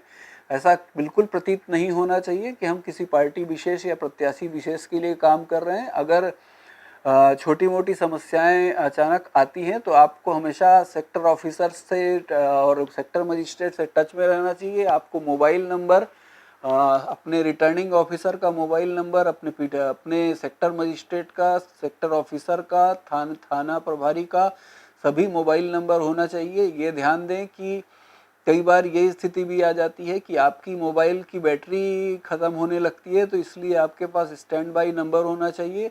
आपके पास में जो आपके सेक्टर ऑफिसर हैं, सेक्टर मजिस्ट्रेट है, उनके भी जो सेकंड मोबाइल नंबर हैं या उनके ड्राइवर आदि के मोबाइल नंबर होते हैं, आजकल सभी के पास होते हैं, वो सभी नंबर होना चाहिए। एक बड़ा पूरा जो मोबाइल नंबर का डिस्ट्रिक्ट का जो कंट्रोल रूम का मोबाइल नंबर है, वो सब चीज़ आपके पास होनी चाहिए, ताकि कोई भी ऐसी परिस्थिति विद्यमान होती है तो तुरंत आप संपर्क कर सके कि आपके बूथ में ये समस्या आ रही है। अगर कई बार अमिट स्याही समाप्त हो जाती है, कई बार मतदाता सूची में कोई प्रॉब्लम आ रही है, कई बार ईवीएम मशीन में कोई प्रॉब्लम आ रही है, सुबह सुबह ईवीएम मशीन को लेकर दिक्कत आती है। ईवीएम मशीन के संबंध में अगर आपको कोई भी कन्फ्यूज़न हो तो ट्रेनिंग में आपको हैंड्स ऑन करके देखना चाहिए। मशीन को सील करना आपको अच्छे से आना चाहिए, क्योंकि मशीन को सील करने में हम देखने में आता है कि अधिकारी ट्रेनिंग के दौरान मशीन को हैंड्स ऑन करके नहीं देखते हैं और वैसी स्थिति पे मशीन को सील नहीं कर पाते हैं। सीआरसी करना आपको अच्छे से आना चाहिए। सीआरसी एक टाइम टेकिंग प्रोसेस होता है, जो क्लोज, रिजल्ट और क्लियर बटन दबाने पड़ते हैं, ये पूरी प्रक्रिया होती है। तो सीआरसी की पूरी प्रक्रिया आपको मालूम होनी चाहिए। मशीन को कैसे रखा जाना है ये आपको मालूम होना चाहिए कि अब जब वोटिंग कंपार्टमेंट है उसके अंदर वीवीपैट किस साइड रखा जाएगा और ईवीएम मशीन किस तरह से रखा जाएगा, बैलेट यूनिट किधर रखा जाएगा। अगर 2 बैलेट यूनिट है और वीवीपैट है तो वैसी स्थिति में बैलेट यूनिट्स को कैसे रखेंगे, ये सारी बातें आपको मालूम होनी चाहिए। कभी भी ऐसे भी विवाद खड़े हो जाते हैं कि मशीन को गलत ढंग से रखा गया है, क्योंकि चुनाव प्रचार इस तरह से होता है कि पहले नंबर के बटन को दबाइए, दूसरे नंबर के बटन को दबाइए, तो अगर मशीन गलती से उल्टी रखी गई तो वैसी स्थिति पे ये गलत इम्प्रेशन जा सकता है कि आप किसी को लाभ दे रहे हैं। तो इस तरह की चीज़ों को, छोटी छोटी चीज़ों को ध्यान देना है। एक बात और ध्यान दें, जब आप चुनाव कराने के लिए जाते हैं तो आप एक दिन पहले पहुंच जाते हैं किसी भी स्थिति पे। वहाँ किसी भी चाहे वह गांव के सरपंच हो या जनप्रतिनिधि हो, किसी का भी आतिथ्य स्वीकार न करें। कोशिश करें कि जो वहाँ खाना आपको जो उपलब्ध कराया जाएगा वो वहाँ जो शासकीय कर्मचारी होंगे, गांव के जो सचिव होते हैं या कोटवार होते हैं, वो खाना बनाते हैं, उनके द्वारा ही जो खाना बनाया जाएगा वही लिया जाए। साथ साथ ये भी ध्यान दें कि जब चुनाव प्रक्रिया जारी रहती है, मतदान की प्रक्रिया, उस समय भी किसी प्रकार का लंच ब्रेक नहीं होना चाहिए। एक एक व्यक्ति जा कर के खाना खा कर के आएंगे, क्योंकि हम किसी भी परिस्थिति पे चुनाव को स्थगित नहीं कर सकते इस तरह के कार्यों के लिए कि आधे घंटे का लंच ब्रेक होगा। इसलिए इस कृपया ध्यान दें कि मतदान प्रक्रिया सतत जारी रहेगी। अगर किसी को खाना खाना है या उठ करके जाना है तो वो जाएंगे और उनका काम जो हमारे पीठासीन अधिकारी हैं वो उस टाइम बीइंग के लिए संभाल लेंगे। पीठासीन अधिकारी को ये भी अधिकार है कि वो अपने मतदान कर्मचारियों के कार्यों को, मतदान अधिकारियों के कार्यों को आपस में इंटरचेंज भी कर सकते हैं। तो अगर आपको लगता है कि मतदान अधिकारी क्रमांक 2 जो हैं वो अच्छे से कार्य नहीं कर पा रहे हैं और मतदान अधिकारी क्रमांक 3 आपके जो हैं वो उनके काम को निभा लेंगे, तो वो आपस में इंटरचेंज भी कर सकते हैं। तो इसलिए ये सारी चीज़ें ध्यान देंगे। एजेंटों के बारे में ध्यान देंगे कि जो मतदान अभिकर्ता है, मतदान अभिकर्ता किसी भी स्थिति में मतदाता सूची की चिन्हित प्रति, क्योंकि उसमें वो भी चिन्ह लगा रहे हैं, उसको लेकर के बाहर न जाएं, क्योंकि उसको लेकर के बाहर जाएंगे तो एक डाटा बाहर जाएगा कि कौन कौन से ऐसे मतदाता हैं जो अभी तक वोट डाल नहीं आए हैं। तो ऐसी स्थिति पे उनके जगह जो फर्जी वोटर हैं वो प्रवेश कर सकते हैं। तो इसलिए कृपया ध्यान देंगे कि वो मतदाता सूची की चिन्हित प्रति, भले एफजीदार जब उनके अंदर आएंगे तो मतदाता सूची की चिन्हित प्रति वो पहले अंदर रखकर ही बाहर जाएंगे और फिर एफजीदार अंदर जाएंगे। मेरे ख्याल से मैंने आपको मतदान प्रक्रिया के संबंध में सारी जानकारी से अवगत कराया है। बाकी आपके पास पीठासीन अधिकारी की पुस्तिका मौजूद है। पीठासीन अधिकारी की पुस्तिका का अवलोकन करें। और ईवीएम के संबंध में भी आपको एक पुस्तिका दी गई है, ईवीएम के संबंध में उस पुस्तिका का भी अवलोकन करें तो आपको पूरी चुनाव की प्रक्रिया का और गहन अध्ययन कर सकेंगे। धन्यवाद।